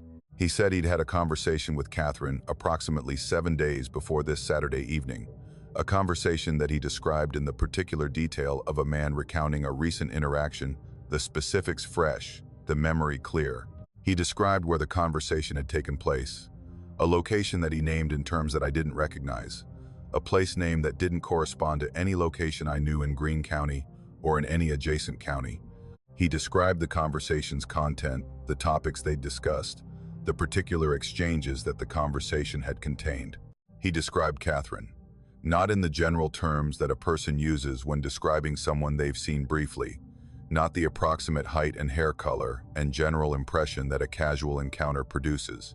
He described her the way you describe someone you know, the specific details that intimate familiarity provides, the particular blue of her eyes, the way her hair fell across her forehead when she leaned forward, the sound of her laugh, the particular habit she had of touching her collarbone with her fingertips when she was thinking about something, the gesture that I'd seen 10,000 times during our marriage, and that was specific enough to Catherine that no person who hadn't spent time with her could have known about it. He described a woman who had been dead for 4 years with the accuracy of a man who had seen her within the week. The details were not the details of a photograph or a description provided by a third party. The details were observational, the particular quality of information that is acquired through direct personal contact, the man having been in Catherine's presence recently enough that the details of her appearance and her behavior were fresh in his memory. I asked him how he knew her, the question arriving after the particular delay that shock produces, the brain processing the information that the man was providing and assembling the question that the information demanded. How do you know my wife? He looked at me with the expression that the conversation had been producing since I told him she had passed, the sustained confusion of a man whose framework for the conversation had been disrupted by information he couldn't integrate. He said he'd known her for some time. He said it the way you say something that is true and that you're not willing to elaborate on, the particular vagueness of a response that acknowledges the question without answering it. He apologized again. He said he was sorry for the intrusion and sorry for the confusion, and he said something that I've replayed in my memory hundreds of times since, the particular sentence that the evening reduced to when the other details faded and the core of the experience became clear. He said she seemed well. The past tense of seemed applied to a woman who had been dead for 4 years, the observation of a man who had seen her recently and who was reporting on her condition, the way you report on the condition of someone you visited, the casual assessment of health delivered about a person whose health had ended in March of 2019. He turned and walked off the porch. I watched him cross the yard to the county road where a car was parked, a dark sedan, the particular type of vehicle that the darkness and the distance reduced to a shape and a color. He got in the car and he drove away, the headlights tracking down the county road toward the valley, the license plate. I'd looked at it as he walked to the car, the particular habit of a man who has just had an experience that he wants to document and who is collecting whatever details the experience makes available. The plate was a Tennessee plate, the standard design, the county name visible across the bottom. The county name was not a county I recognized. Tennessee has 95 counties, and I've lived in the state long enough to know most of them by name, and the name on the plate was not among them. A county that doesn't exist on a car that drove away from my house, carrying a man who had spoken with my wife the previous week. I researched the county. The name on the plate does not correspond to any county in Tennessee, current or historical. No county by that name has existed in the state's history. The plate carried the designation of a jurisdiction that the state's records don't contain. The car registered in a place that the maps don't show, the man driving away from my house toward a county that exists only on the plate that I read as the car departed. She seemed well. The man's words, delivered on my porch, about my wife, 4 years after her death. The particular assessment of a man who had seen Catherine and who was reporting that she was well. The observation carrying the particular comfort and the particular horror of a message about a person who is gone and who is, apparently, somewhere where wellness is a condition that can be observed and reported. I haven't seen the man again. The car hasn't returned. The county on the plate remains unfindable, and Catherine's house holds what Catherine's house holds, the rooms that she designed, and the garden that she planted, and the particular presence that I've been living with since 2019, and that I live with, because the house is where she is, and because leaving it would mean leaving. Heya. And a man in a dark suit came to the door and asked for her by name, and described her with the accuracy of a recent encounter, and said she seemed well. And I don't know where he saw her, and I don't know where she is, and I don't know what county the car came from, or what county the car returned to, but she seemed well. The man said so, on my porch, in April, 4 years after the morning when she didn't wake up and the bedroom held the particular silence that follows the last breath. She seemed well, and the house holds her, and the rooms hold her, and wherever the man saw her, she was there and she was well. And that is either the most comforting thing I've ever been told, or the most disturbing, and I don't know which. And the porch light burns, and the door stays closed, and the county that doesn't exist is out there somewhere, and Catherine is in it, seeming well. I moved to Madison County, North Carolina, in 2020, the particular relocation that the pandemic produced in people whose work became remote and whose attachment to the cities where they'd been living became optional when the office that had required the city was replaced by the laptop that required only an internet connection. The house was a farmhouse on a dirt road in a section of the county where the terrain climbs from the French Broad River Valley into the ridges that form the border with Tennessee, the particular landscape of the southern Appalachians, where the mountains are rounded and old and covered with the forest and the meadows that the terrain and the climate and the 2 centuries of mountain agriculture have produced. The house had a porch. This is the feature that sold me the house, the particular element that converted a reasonable farmhouse on a dirt road in a rural county into the house that I wanted to live in. The porch running the full width of the front, the boards wide and worn, the railing low, the view from the porch showing the meadow that sloped away from the house toward the road, and the mountains beyond the road, rising in the particular layered recession that the Blue Ridge produces, each ridge a shade lighter than the one before it, the landscape arranged in the gradient of distance that painters have been trying to capture for 2 centuries, and that the porch provided for free every morning with the coffee. I'm a woman living alone. I mention this because it's relevant to the experience and because the particular vulnerability that a woman living alone in a rural area carries is part of the frame that the experience exists inside. I'm 43.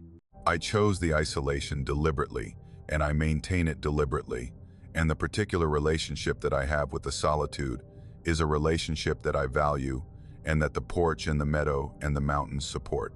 The isolation is not a deficit. The isolation is the point. The dirt road that the house faces carries maybe 10 vehicles a day, the particular low traffic that a rural road in Madison County produces, the traffic consisting of the neighbors who live further up the road and the occasional delivery truck and the mail carrier who comes at approximately 2 in the afternoon and whose vehicle I recognize by sound before it comes into view. I know the traffic on the road.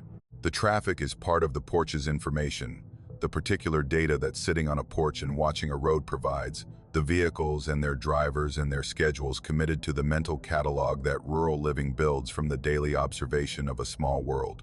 June of 2022. A Tuesday morning, approximately 6:30. I came out of the house with my coffee, and I walked to the porch railing to begin the morning's observation of the meadow and the mountains and the particular beauty that June mornings in the Blue Ridge provide when the light is new and the air is cool and the dew is still on the grass. The flowers were on the top step, a bundle, maybe a dozen stems, tied together with twine at the midpoint of the stems. The bundle positioned at the center of the top step with the particular care of a placement that is deliberate and that is intended to be seen. The flowers were wildflowers, the particular species that the meadows around my house produce in June, the daisies and the black-eyed Susans and the Queen Anne's lace, and the particular mix of color and form that a mountain meadow generates when the summer flowering begins. The stems were fresh, cut recently, the ends showing the moisture that fresh-cut stems produce, the cellular fluid visible as a slight wetness at the cut surface, the flowers showing no wilt, no droop, the petals and the leaves holding the particular turgidity of plant material that has been separated from its root system within the last few hours. Whoever had picked these flowers had picked them recently.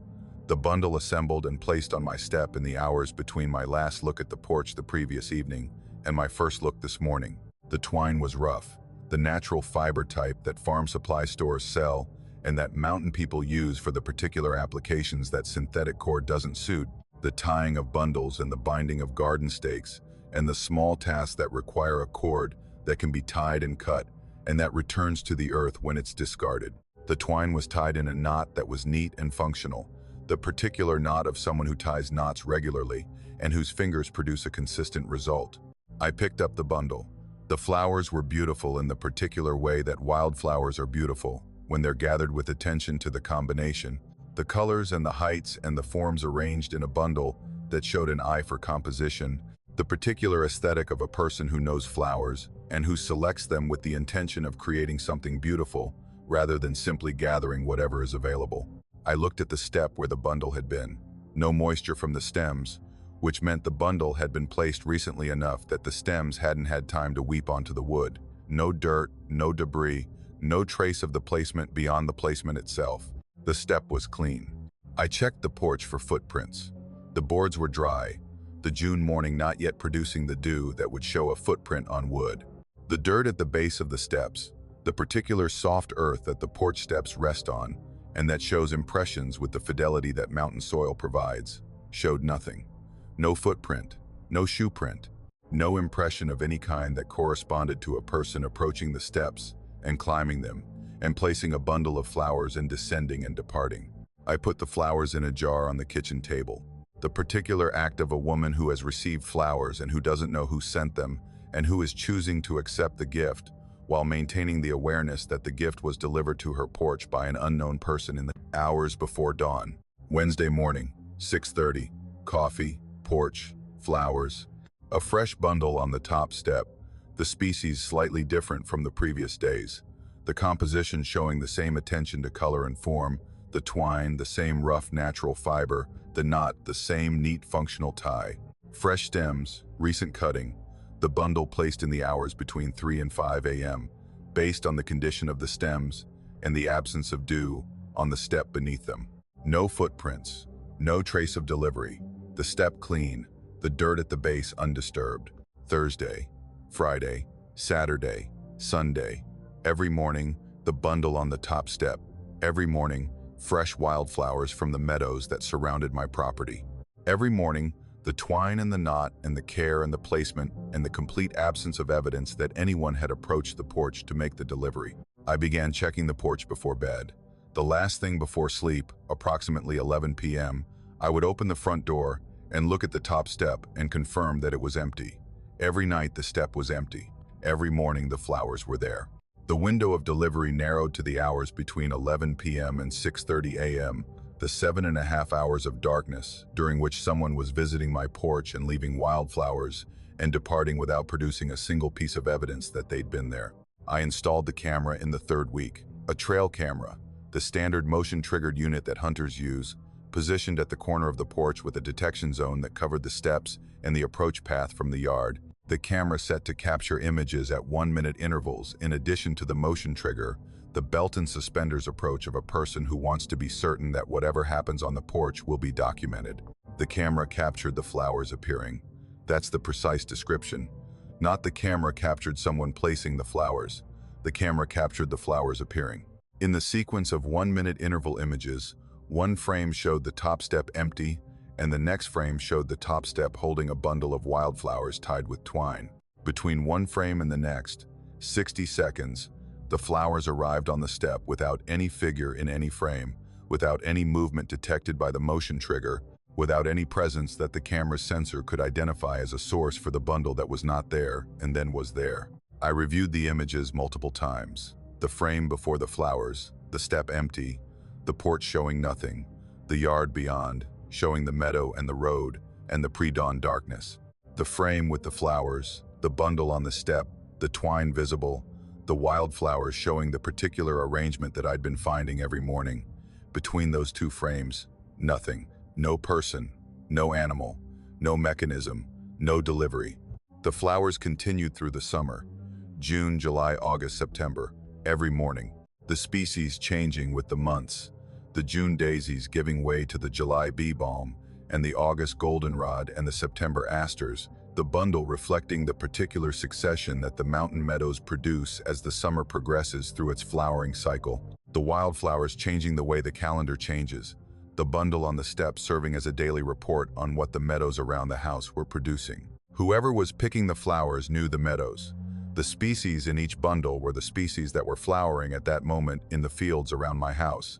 The selection showing a knowledge of the land that was specific to this property and this elevation and this microclimate, the particular botanical awareness of someone who knew what was blooming where, and who selected the flowers with the attention that a knowledgeable picker brings to the gathering of wildflowers.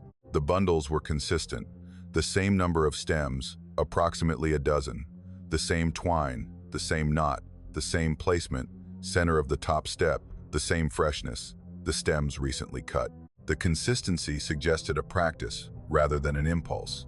The daily delivery performed as a routine by whoever or whatever was performing it, the particular regularity of a habit that has been maintained long enough to become automatic. October arrived and the flowers stopped. The first morning without a bundle was October 3rd. The step empty when I came out with my coffee, the particular absence registering with the same attention that the presence had registered 4 months earlier. The meadows were still producing flowers in early October, the asters and the late goldenrod still available for picking. The delivery didn't stop because the flowers stopped. The delivery stopped because October was not part of the season that the delivery covered. June through September, the flowering months, the months when the meadows around my house produced the wildflowers that the bundles contained. The deliveries corresponding precisely to the availability of the flowers, the practice beginning when the flowers began and ending when the flowers ended, and covering exactly the period that the mountain growing season provides for wildflower gathering. I asked my neighbors, the particular careful inquiry that rural living requires when the question is unusual and when the asker doesn't want to appear either ungrateful or alarmed. I described the flowers without describing the circumstances, simply asking whether anyone in the area had a tradition of leaving flowers on porches, whether the practice was a mountain custom that I as a come-here might not be familiar with. My nearest neighbor, a woman named Louise who had lived on this road for 40 years, listened to my description and was quiet for a moment. She said the woman who had lived in my house before me had kept a flower garden.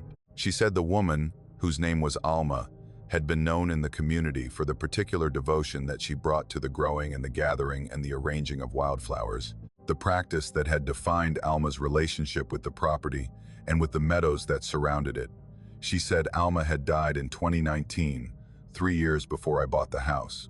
She said Alma had lived alone after her husband died, and that the flowers had been her particular occupation, the gathering and the arranging and the placing of wildflowers on her porch and on the porches of her neighbors every morning during the flowering season, the daily rounds of a woman who expressed her care for her community through the particular language of flowers left on doorsteps. Louise said Alma tied the bundles with twine. She said the knot was always the same, a neat, practical knot that Alma's hands had been tying for decades. She said Alma placed the bundles at the center of the top step because that's where you put something that you want the person to find when they come out in the morning. Alma has been dead since 2019. The house was empty for a year before I bought it.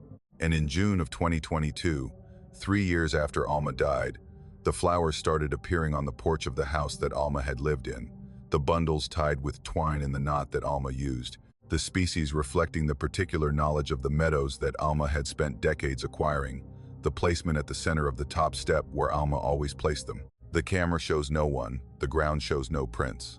The flowers appear between frames in the particular gap that 60 seconds creates, the bundles arriving through a mechanism that operates outside the camera's detection and outside the evidence that the physical world records. Alma leaves flowers, every morning, June through September, on the porch that she used to leave them on, in the bundles that she used to tie, with the twine that she used to use. For whoever lives in the house that she loved, the practice continues, the practitioner is gone, and the porch holds a bundle of wildflowers every morning during the flowering season, placed by hands that the camera can't see, and that the ground can't record, and that the particular devotion of a woman who loved her flowers and her porch and her community sustains beyond the particular limitation that death is supposed to impose on the practices of the living. The flowers are beautiful, every morning, fresh and gathered and tied and placed. By Alma, Who is dead? Who leaves flowers anyway? Because the meadows bloom, and the porch is there, and the practice doesn't need the practitioner. It just needs the flowers in the step in the morning. And Alma provides. Hancock County, Tennessee, is the state's smallest county by population, and among its most isolated, the narrow strip of land that extends like a finger between Virginia to the north and North Carolina to the south, at the northeastern tip of the state, the geography producing the particular quality of remoteness that even other rural Tennesseans consider remote. The county, occupying a section of the Appalachians where the ridges are high and the hollows are deep, and the roads that serve the communities follow the creeks through valleys that the terrain has been carving since before the people arrived, and that the people have been occupying since the settlement era, without significantly altering the terrain's essential character. I've lived in Hancock County for 5 years. I'm 31, which makes me younger than most of my neighbors, and which contributes to the particular dynamic that my presence in the county produces. The young person who chose to live in a place that most young people leave, the particular curiosity that my residency generates among the older residents who know the county and who know that the county's trajectory is away from young people rather than toward them. I work remotely, the particular employment that the internet makes possible in places where the physical economy doesn't provide the jobs that would otherwise require a person to live there. The laptop and the broadband connection, converting a house in Hancock County into an office that serves clients in Nashville and Knoxville, and the cities where the work originates and where I don't need to be, because the work travels through the cable, and the county is where I choose to be. The house is on a road that follows a creek through a hollow, approximately 4 miles from Sneedville, which is the county seat, and which contains the particular concentration of services that county seats provide: the courthouse and the post office and the grocery store, and the limited commercial infrastructure that the county's small population supports. The road that my house is on carries light traffic, the particular volume that a road serving maybe 15 households produces, the vehicles familiar, the drivers known, the schedule of traffic predictable enough that an unfamiliar vehicle registers as an event rather than as a routine element of the road's daily activity. November of 2023, a Wednesday night. The weather was cold. The November temperatures in the mountains of northeast Tennessee producing the particular chill that the season delivers when the warmth of autumn has been replaced by the approach of winter, the air sharp, the sky clear, the stars showing through the bare canopy, with the particular brightness that clear, cold nights in the mountains provide. I was in the house, alone, the evening proceeding through the particular routine that Wednesday evenings follow, the work done, the dinner eaten, the evening devoted to the reading and the quiet that the house and the hollow and the November night provided. 10 o'clock. The knock at the door arrived with the particular unexpectedness that a knock at 10 o'clock on a Wednesday night in a hollow in Hancock County carries, the sound registering not as alarm but as confusion, the brain processing the stimulus and producing the particular question that an unexpected knock generates: who would be at my door at this hour, on this night in this location, where the traffic is light and the neighbors are few, and the particular isolation of the hollow means that anyone at my door has made a deliberate effort to be there. I went to the door. I turned on the porch light, the fixture illuminating the small concrete step and the section of yard that the light covered, the particular pool of warm light that a porch fixture produces in the November darkness, the illumination showing whoever was standing at my door with enough detail to assess the situation before opening. A woman, standing on the step, maybe 2 feet from the door, facing me as I opened it, her posture showing the particular stance of a person who is waiting for a door to be answered and who has been waiting with the patient expectation of someone who knows the door will open. She was maybe 40. The age assessed from the features that the porch light showed, the face neither young nor old, the particular middle age that carries the first evidence of the aging that will define the decades ahead. Her clothing was the first thing I noticed after her face. A blouse, collared, the particular style of a blouse that I recognized not from current fashion but from the photographs that my mother kept in albums from her own youth. The cut and the fabric and the particular print of the material carrying the aesthetic of the late 1970s or early 1980s, the fashion of a specific period rendered in a specific garment that a woman was wearing on my doorstep in November of 2023. The blouse was tucked into slacks that were high-waisted and wide-legged, the particular silhouette that the era produced, the pants showing the same period-specific character that the blouse showed, the outfit complete and consistent, the clothing of a woman who was dressed in the fashion of a decade that had ended 40 years before the night she stood on my porch. The clothing was clean, not worn, not faded, not showing the particular deterioration that fabric undergoes when it's been stored for decades, and that vintage clothing carries as its particular signature of age. The clothing was clean and pressed and showed the particular condition of garments that were being worn regularly and that were being maintained by a person who cared for her clothes, the fabric holding its color, the seams intact, the overall appearance of an outfit that was current for the person wearing it, even though it was 40 years out of date for the calendar that the rest of the world was using. She spoke. Her voice was calm, the particular tone of a woman making a reasonable request in a situation that required assistance, the voice carrying no distress, no urgency, the particular composure of someone who has encountered an inconvenience rather than an emergency. She said her car had broken down on the road. She said she needed to call her husband. She asked if she could use my phone. The request was reasonable. The particular circumstance of a car breaking down on a rural road at night and the driver walking to the nearest house for help is a circumstance that the mountains produce regularly. The isolation of the roads and the limited cell coverage and the particular distance from services that mountain driving imposes, creating the conditions where a broken down vehicle means a walk to a house and a knock on a door and a request to use a phone. I've made the request myself, the particular rural reciprocity of people helping each other when the terrain and the conditions create the need. Ilirain, the particular decision of a person who has been asked for help and who provides it because the help is simple and because the person asking appears to need it and because the particular culture of mountain hospitality says that you help the person at your door. She stepped into the house and she stood in the living room and she looked around with the particular attention of a person who is in an unfamiliar space and who is processing the details that the space presents. My cell phone was on the kitchen counter. I gestured toward it and said, "Help yourself," the particular phrase that accompanies the granting of permission to use something that belongs to you. She walked to the counter and she picked up the phone. She looked at it, not the quick glance of recognition that a person gives an object they're familiar with, not the automatic assessment that a cell phone user performs when they pick up a phone and begin the process of using it. She looked at the phone the way you look at something you've never seen before, the particular examination of an unfamiliar object, the eyes taking in the shape and the surface, and the particular characteristics of the thing in the hand, without the recognition framework that familiarity provides. She held the phone and she looked at it, and her expression was the expression of a person who has been handed something that doesn't correspond to what they asked for. She set it down, gently, on the counter, the phone placed with the particular care of a person returning an object that they don't understand to the surface where they found it. She looked at me. She asked if I had a telephone. The word arrived with the particular formality that the full word carries. The 4 syllables of telephone spoken in the way that a generation that used the word as the standard term for the device would speak it. The word telephone occupying the linguistic space that the word phone occupies for my generation.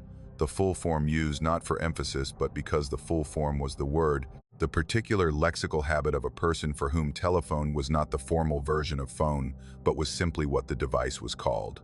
The question carried the particular implication that the object she just picked up was not a telephone, that the flat rectangular device with the glass screen and the absence of a dial and the absence of a cord and the absence of every physical characteristic that her understanding of the word telephone included was not the thing she was asking for.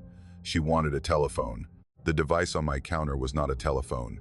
She was asking whether I had the actual thing, the device with the handset and the cord and the rotary dial or the push buttons, the particular physical object that the word telephone described in whatever year the word was describing.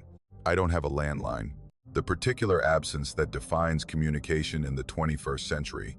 The landline telephone eliminated by the cell phone that replaced it, the physical device and the physical connection, removed from homes by the wireless technology that made them unnecessary. I said I was sorry. I only had the cell phone. I picked it up and showed her and said I could dial for her if she wanted. The particular offer of assistance that bridges the gap between an unfamiliar device and the use that the device provides. She thanked me. The thanks delivered with the particular politeness of a woman who has received an offer and who is declining it, not because the offer is unwelcome, but because the offer doesn't address the need, the telephone that she required not being available, and the alternative not being comprehensible to her as a substitute. She said thank you, and she said she was sorry to have bothered me, and she walked to the door, and she opened it, and she stepped out into the November night. I watched her from the door. She walked down the driveway to the road, the porch light showing her for the first 30 feet, and the darkness taking her after that, the figure moving through the November night with the particular steady pace of a person walking towards something rather than away from something, the stride purposeful and directed. The road was empty. This registered as she reached the pavement and turned right and began walking, the particular direction of a person who knows which way she's going. The road was visible in both directions for maybe 100 yards, the moonlight and the starlight providing enough illumination to show the pavement and the shoulders and the particular emptiness of a road that held no vehicle. No car, no broken down vehicle at the roadside, no car with its hood up or its hazard lights on, or any configuration that would indicate a vehicle that had stopped functioning and that had required its driver to walk to the nearest house for help. She had said her car broke down on the road. The road held no car.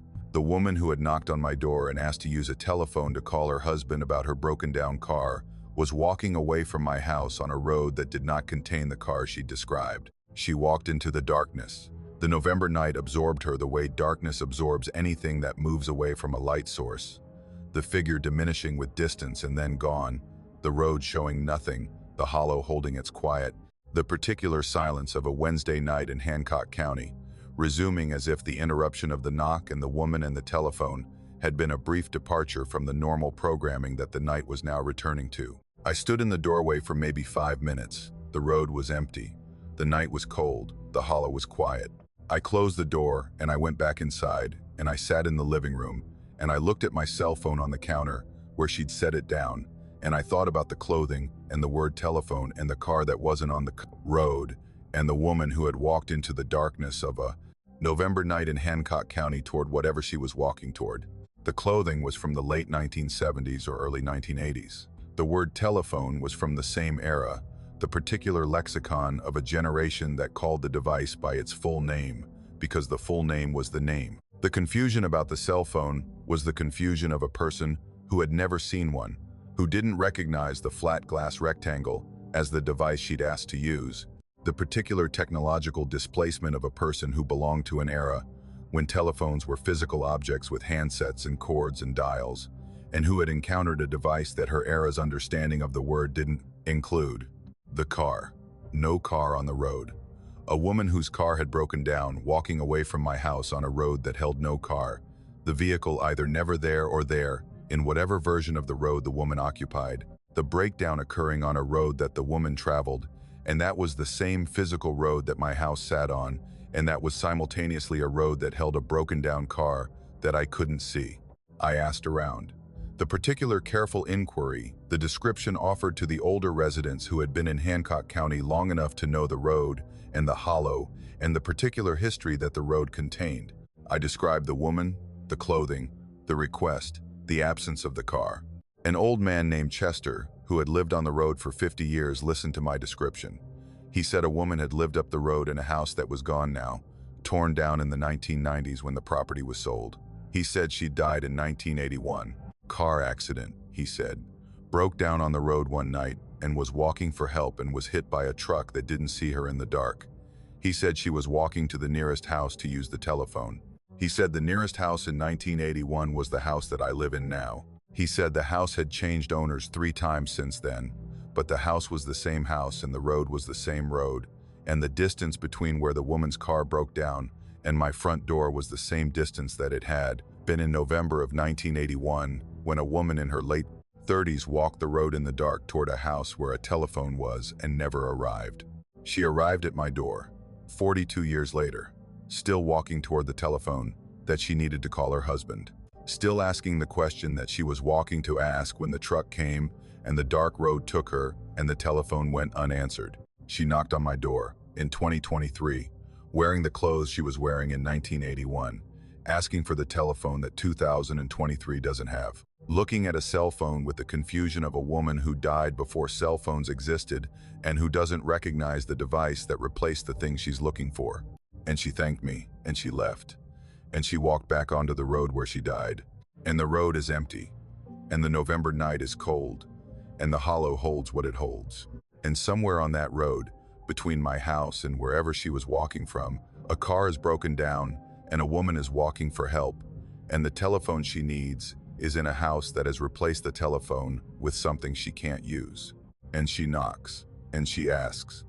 And the phone on the counter is not a telephone. And she thanks me, and she leaves, and the darkness takes her, the way it took her in 1981, on the same road, in the same dark, walking the same direction, toward a telephone that isn't there anymore. The house in Swain County sits on a ridge that I bought for the view, the particular panoramic quality that a ridge property provides in the mountains of western North Carolina, where the terrain stacks the ridges in layers, and where a house positioned on one of those ridges looks out across the hollow below, and the ridges beyond, and the particular depth of landscape that the southern Appalachians produce when the elevation is sufficient and the clearing is positioned correctly, and the view extends for miles in the direction that the house faces.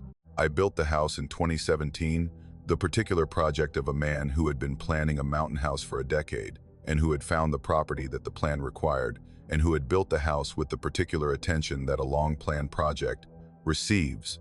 Every window positioned for the view, every room oriented to the landscape, the house designed as a frame for the mountains that it looks out on. The yard is the clearing that the house sits in, approximately an acre of grass that I maintain around the building, the cleared space that separates the house from the forest that borders it on three sides, the trees beginning at the edge of the mowed grass and climbing the ridge behind the house and descending into the hollow on both sides, the forest providing the particular enclosure that mountain properties hold when the clearing is surrounded by woods, and when the woods are the boundary between the domestic space and the wild space. The fourth side of the clearing faces the gravel road that accesses the property, the road climbing from the hollow below to the ridge where the house sits, the driveway connecting the road to the house through the clearing. The yard is the space I look at first every morning. The bedroom faces east, the windows showing the yard and the forest edge, and the hollow below, and the ridges beyond, the particular view that I built the house to provide, and that the morning delivers in the sequence that sunrise produces in the mountains, the gray of pre-dawn, giving way to the blue of early dawn, giving way to the gold of sunrise, giving way to the full light of morning, the landscape revealed in stages as the light increases, and the detail emerges from the general forms that the darkness held. October of 2022, I woke at approximately 5:30, which in October means approximately 30 minutes before the sunrise that the ridge receives, the particular timing of an early waker in the mountains, where the ridges delay the sunrise by the minutes that the sun requires to clear the eastern ridge, and where the pre-dawn light provides the extended twilight that the terrain creates by blocking the direct sun, while allowing the indirect light of the approaching dawn. The pre-dawn gray was in the room, the particular light that is not light but the absence of full darkness. The October sky providing enough illumination through the east-facing windows to show the room's contents as shapes rather than objects, the furniture visible as dark forms, the walls visible as lighter surfaces, the bedroom occupying the particular state between night and morning that the pre-dawn produces. I looked out the window, the habit of the morning, the first act of the day performed from the bed, the head turning on the pillow toward the east windows, the eyes finding the yard and the forest edge, and the hollow and the ridges, the particular inventory of the view taken before the feet touched the floor, the morning's first assessment of the world outside performed from the position of rest. The yard was occupied. The word occupied arrived in my mind before the details arrived. The brain's initial classification of the visual information, preceding the analysis that the details required, the general assessment that the yard held something it shouldn't hold, producing the category before the specifics populated it. The yard was occupied by shapes that the pre-dawn gray showed as dark forms against the lighter grass. The shapes vertical, the shapes stationary, the shapes distributed across the yard, in a pattern that was not clustered and not random but regular. The distribution of the shapes showing the particular spacing that intentional placement produces. People. The shapes resolved as I focused. The pre-dawn light sufficient to show the general outlines of human bodies standing in the yard, the forms showing heads and shoulders, and the particular proportions that the human body produces when it is standing upright and still. The figures were dark, the insufficient light reducing them to silhouettes, the particular quality of forms that are backlit by the slightly lighter sky and that show their outlines without revealing their surfaces. I counted approximately 20. The counting approximate because the pre-dawn light didn't provide the contrast that a precise count required, and because some of the figures were at the edges of the yard where the forest began and where the transition from open grass to tree trunks made the distinction between figure and trunk ambiguous. Approximately 20 figures, standing in the yard, distributed across the acre of clearing in a pattern that spaced them approximately 10 feet apart, each figure occupying its own position in the yard with the particular regularity of a grid, the spacing even, the distribution covering the full area of the clearing. They were facing the house, not facing random directions, not oriented toward the forest or the road or the hollow. Facing the house, each figure directed toward the building where I lay in the bed looking out the window, the orientation uniform across all 20 figures, the particular unanimity of direction that says the house is the point and the facing is the purpose. They were still. The particular stillness that I've described in other contexts, but that in this context carried a different quality. The stillness of 20 figures standing in a yard at 5:30 in the morning in October. Not the stillness of rest or of waiting, but the stillness of position. The figures occupying their spots in the yard with the particular permanence of objects that are placed rather than arrived.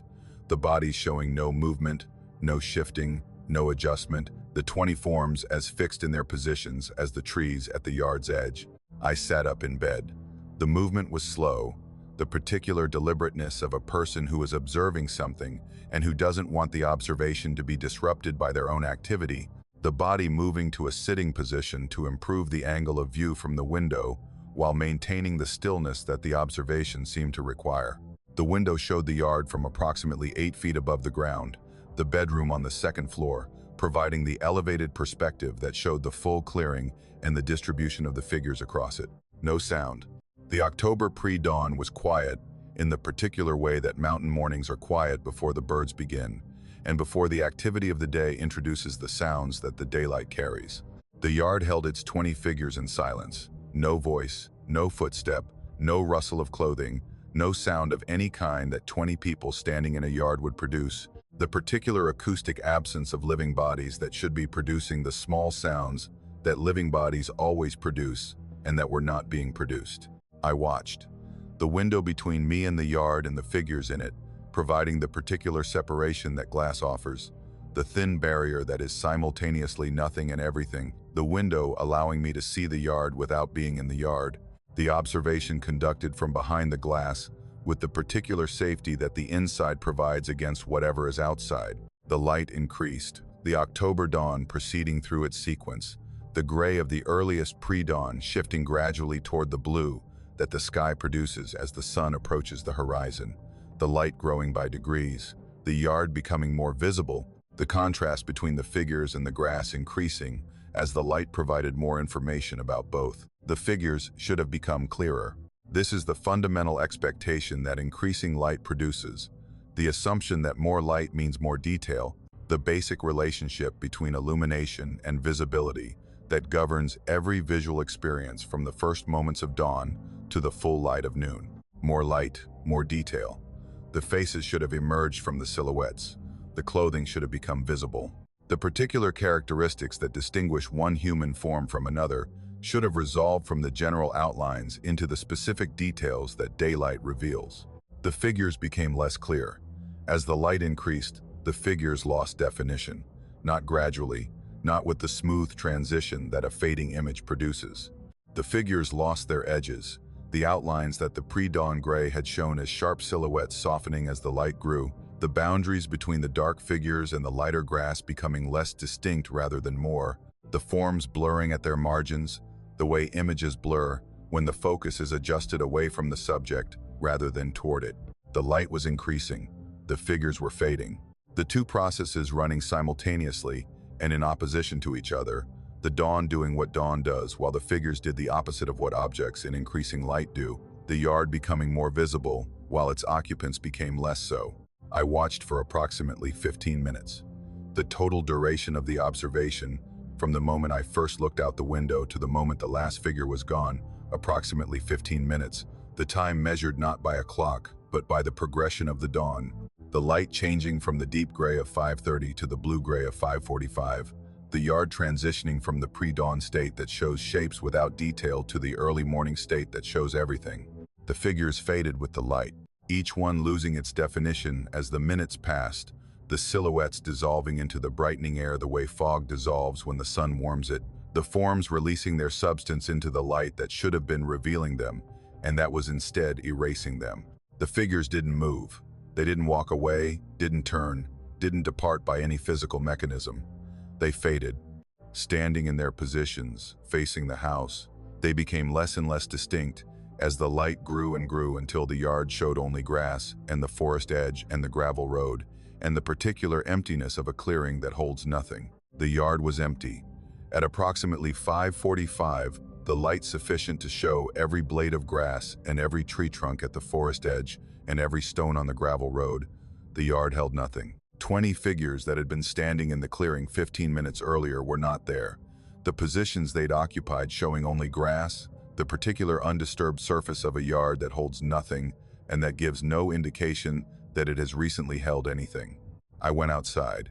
The particular impulse of a man who needs physical evidence to confirm or deny what his eyes have shown him, the body requiring the yard's testimony in addition to the windows. I walked the yard. The grass was wet with October dew, the particular morning moisture that the season deposits on every surface and that records the passage of anything that walks through it, the dew on the blades showing footprints with the clarity that moisture on grass provides, each step leaving a dark trail where the dew has been displaced by the weight of the foot. My footprints were the only marks. The yard showed the dark trails of my passage from the front door through the grass and nothing else. The dew undisturbed in every direction except where I had walked, the particular evidence of a yard that one person has crossed and that no other person has disturbed. 20 figures standing in the yard for 15 minutes would have compressed the grass beneath their feet. 20 figures standing on dew-covered grass would have produced 20 sets of footprints, the particular dark marks that weight produces on wet grass. The yard showed nothing. The grass stood at its full height, the dew intact, the surface showing the particular undisturbed quality of ground that has not been walked on. I stood in the yard and I looked at the house from the position that the figures had been facing. The house looked back at me with its windows and its doors, and the particular face that a house presents to whoever stands in its yard and looks at it, the building showing the same front that it shows to everyone who stands where I was standing. The figures were looking at the house. 20 of them, standing in the yard in the pre-dawn, facing the building that I built on this ridge, looking at the house with the particular attention that facing implies, the orientation of 20 bodies directed at a single point, the house the center of whatever purpose the standing served. I don't know who they were. I don't know why they were in the yard. I don't know why they faced the house. I don't know why the light that should have revealed them erased them instead, the dawn performing the opposite of its function, the increasing illumination destroying rather than revealing, the figures existing only in the insufficient light and dissolving when the light became sufficient. They belonged to the dark, not the full dark of night, which didn't show them either, the gray. The pre-dawn, the particular state of light that exists between the night and the morning, the transitional light that is neither darkness nor daylight, the brief window when the world is visible as shapes, and when the shapes include things that the full light doesn't contain.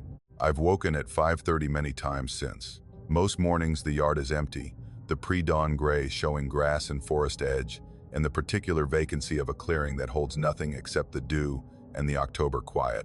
Most mornings. On 3 occasions since that first morning, the figures have been there. Same distribution, same spacing, same orientation toward the house, same stillness, same silence, same fading as the light increases, the forms dissolving with the dawn, the figures surrendering their presence to the particular light that should be confirming it. 20 figures, standing in the yard, facing the house, fading with the dawn, and the grass shows nothing, and the dew records nothing. And the morning arrives and the yard is empty and the light shows every detail of a clearing where nothing is standing. Most mornings, and on the mornings when they're there, I lie in bed and I watch through the window and I wait for the light to take them the way the light takes everything that belongs to the dark. And the light takes them, and the yard is empty, and the dawn completes its work. And 20 positions in the grass hold nothing. until the next morning when the gray returns and the shapes return with it, facing the house, facing me, in the light that isn't light yet, in the morning that isn't morning yet, in the particular window between the dark and the day where 20 figures stand and watch and fade, and the yard holds what it holds, in the gray, before the dawn, before the light erases what the dark allows.